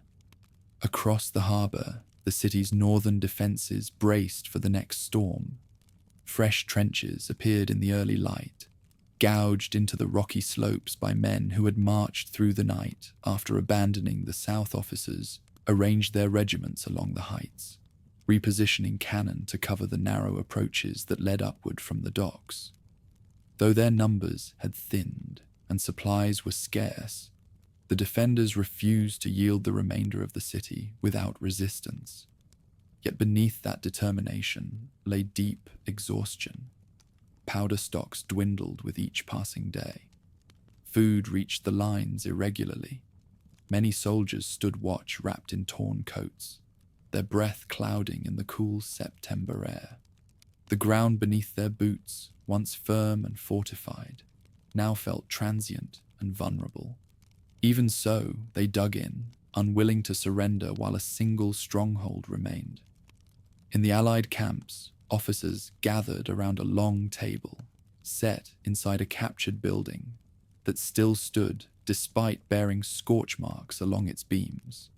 Maps were spread across the surface, marked with inked lines that traced the ravines, slopes, and defensive arcs of the northern city. Outside, the muffled sounds of work drifted in, shovels striking earth, ropes creaking under loads, artillery wheels grinding across broken stone. Discussions circled the same question: press the attack immediately, while the defenders reeled or paused to reorganize before forcing a final confrontation. The fall of the Malakoff had opened the city's flank, but the northern heights remained formidable. Storming them would demand another sacrifice, one the exhausted regiments might not endure. Some argued that the defenders, strained by retreat and hunger, might abandon the city entirely if pressured steadily through lesser engagements. Others insisted that only a concentrated effort would finish the conflict. While generals debated, news from beyond Crimea shaped their judgments. Reports arrived from the Caucasus. Kars, long besieged by Russian forces, had fallen. That victory allowed the defenders' empire to claim one last bargaining chip in the negotiations everyone sensed approaching. At the same time, the Sea of Azov operations had crippled the flow of grain and ammunition to Sevastopol, tightening the noose around the garrison. Far to the north, the Baltic fleet of the Allies prepared for another season of potential strikes. These developments weighed heavily on commanders who understood that the war had expanded far beyond the trenches surrounding the harbour. As September unfolded, the pattern of life on the peninsula shifted. Fewer sorties erupted from the northern lines. Fewer shells arced across the harbour. Both sides seemed to brace more for winter than for another major assault. The defenders repaired fortifications at a frantic pace, yet their leaders knew the city's fall was only a matter of time. Every day brought fresh reports of hunger and disease. Desertions increased, especially among irregular units brought in from distant provinces. Officers grew harsher in discipline, but discipline alone could not alter reality. Meanwhile, in the Allied camps, something softened. Soldiers who had once braced for battle now spent long moments watching the opposite shore, as if peering across a gulf not only of water, but of exhaustion shared by both camps. The weary faces seen through telescopes looked much like their own, hungry, hollow-eyed, and worn by months of unending strain. Between the two sides stretched not hatred, but the long, heavy fatigue of a conflict that had outlived the ambitions that started it. Beyond the siege lines, diplomatic currents flowed swiftly. Envoys met in European capitals, carrying messages between governments that had grown weary of the toll. Letters were exchanged with increasing frequency, some proposing terms outright, others hinting at concessions that might be accepted if the right assurances were offered. The new emperor in St. Petersburg, aware of the growing desperation in Sevastopol, signaled a willingness to discuss peace, provided his realm did not emerge humiliated. Those signals traveled quickly. In Paris, ministers debated the terms that would satisfy French honor after securing the great fortress. In London, parliamentarians weighed victory against the spiraling cost. Even in Vienna, where caution had marked every decision since the war began, diplomats began to shape frameworks for a settlement. The Ottomans, having seen their lands threatened by invasion and then defended by allies, insisted that their sovereignty be protected in any agreement. Each power guarded its interests as carefully as generals had guarded their lines. On the ground, however, no truce existed yet. Both armies maintained their positions, wary that negotiations might falter at any moment. Patrols still slipped through ravines. At night, artillery fired occasional shots across the harbour. The defenders kept torches burning along the northern walls to signal readiness. The Allies continued to prepare ladders, gabions, and fresh stores of ammunition, unwilling to risk being caught unprepared. Yet even amid vigilance, something in the air had shifted. Soldiers on both sides sensed that the war's temperature was cooling. Skirmishes grew rarer. Gunfire no longer crackled with the same intensity. There were moments, brief and fleeting, when the ravines fell utterly still, broken only by the wind sweeping across the burnt-out ruins of the southern city. Then, one evening, a peculiar quiet settled over the heights. Lamps flickered along both sets of trenches, but few shots were exchanged. The defenders appeared to be moving supplies, rather than preparing for an attack. On the Allied side, officers registered the silence with suspicion. Scouts returned with reports of activity near the northern harbour. Carts had been seen and wagons loaded with crates, but the nature of the movement remained unclear. By morning, it became evident. Preparations for full evacuation were underway. The defenders, though unwilling to formally surrender, had accepted that they could not hold the peninsula. Their remaining artillery was being withdrawn. Their wounded were being carried to ships anchored in the northern bay. Supplies were sorted, those useful taken, those too heavy destroyed. Stand after stand of cannon fell silent as the garrison prepared to abandon the last positions. When the Allied lines advanced cautiously, they found empty trenches and abandoned batteries.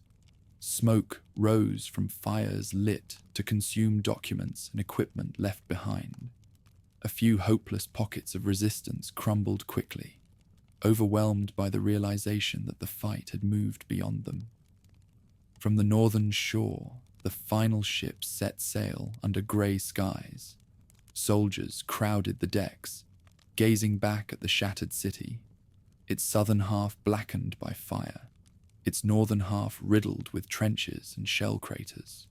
Officers kept their men facing outward, forbidding any gesture that might imply surrender. They had not been beaten in pitched battle on these last heights. They simply could not continue. Only when the last vessel slipped beyond the harbour's mouth did the Allies claim the whole city. The siege was over, not with triumphant shouts or a final dramatic assault, but with the slow, grinding exhaustion of a war that drained both victor and vanquished. In the months that followed, diplomacy replaced cannon fire. Representatives met in Paris beneath chandeliers instead of storm clouds. They haggled over borders, guarantees, and the limits placed upon fleets in the Black Sea. Some demands were softened, others accepted with reluctance. When the treaty finally emerged, it restored Ottoman lands, limited Russian naval power, and affirmed collective oversight of the region's Christian subjects. None claimed absolute victory, yet each nation found something within the document to justify the sacrifices it had endured. As for the soldiers who had fought among the ravines and frozen trenches, their war faded into memory only slowly. Some returned to quiet villages and farms, haunted by echoes of bombardments and the faces of comrades lost along the heights. Others carried medals and scars, visible and hidden. Many never returned at all, buried beneath the same earth they had fought to defend or seize. On the peninsula itself, the ruins of Sevastopol remained as testament. Burned timbers, shattered stone, and empty docks told the story silently to those who walked its streets in the years after winds swept through the gaps where homes once stood. Grass grew along the edges of collapsed bastions, but beneath the silence lay the memory of a struggle that had tested empires, reshaped alliances, and pushed armies to the limits of human endurance. The war had begun with rivalries and ambitions.